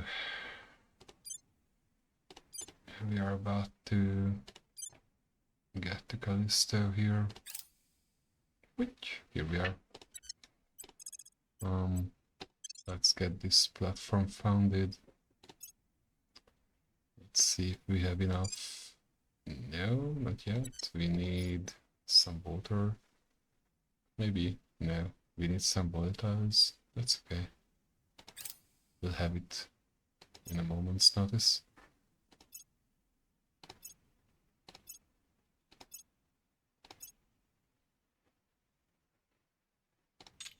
Okay. Yep, now we can do it.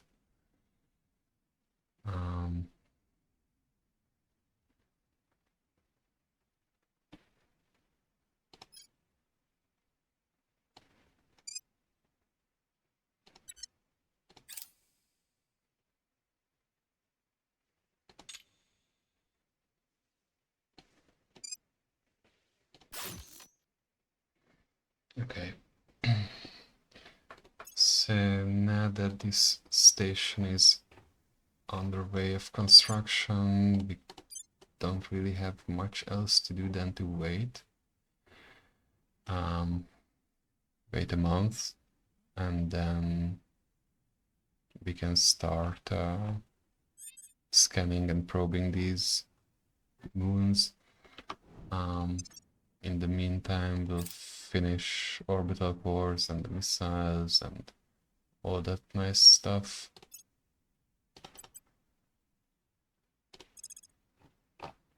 Maybe even shipyards as well.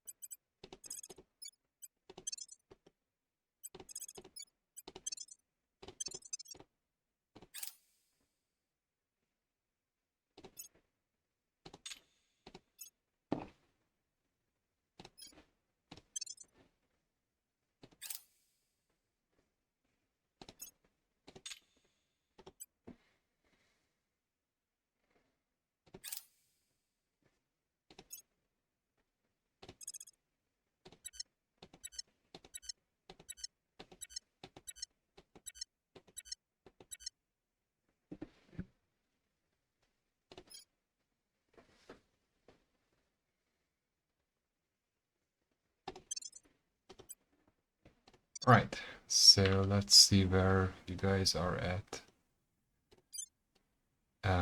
Yeah, so they will arrive in... Wow, what the hell?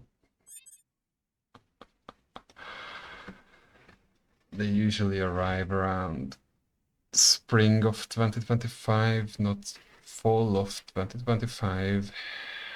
This means we have more than enough time to, like,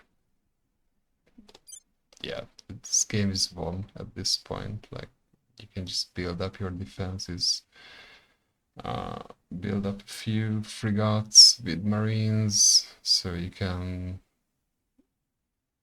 like, anytime a colony ship arrives, you can just send a few missile boats at, nuke it, delete it, and then whatever they dropped off, if it was a station, you just destroy it with a ship. If it was an outpost, then you just attack it with marines, and then you're done.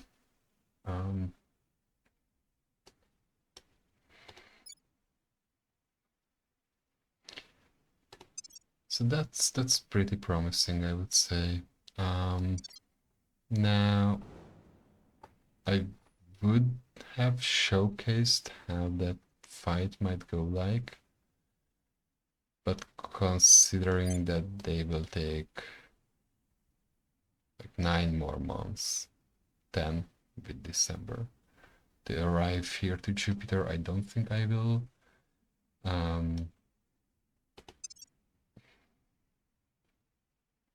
Yeah, basically I would just get some infrared combat lasers,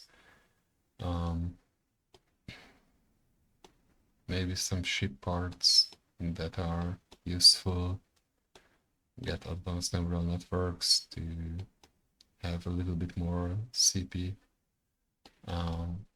We are about to get cracked down in the US and mostly in Kazakhstan as well. At this point, I think abandoning Kazakhstan is fair. We don't really need all that much boost anymore from there. Instead, focusing on the remaining 4 Chinese control points is a good call.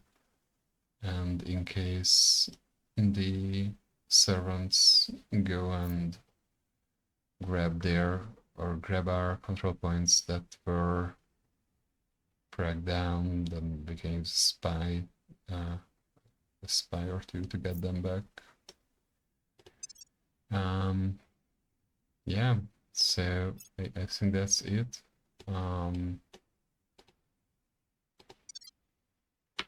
This is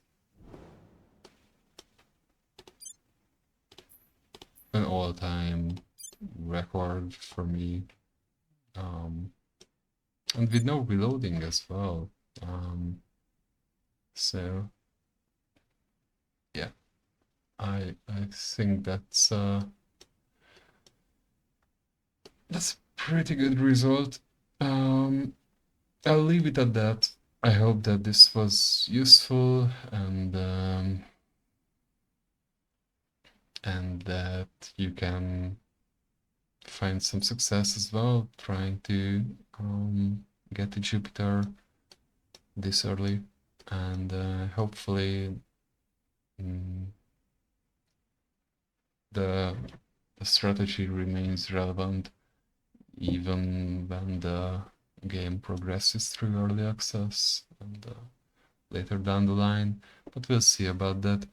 So yeah, thank you all for watching. I hope you have a nice day, and see you sometime later. Bye.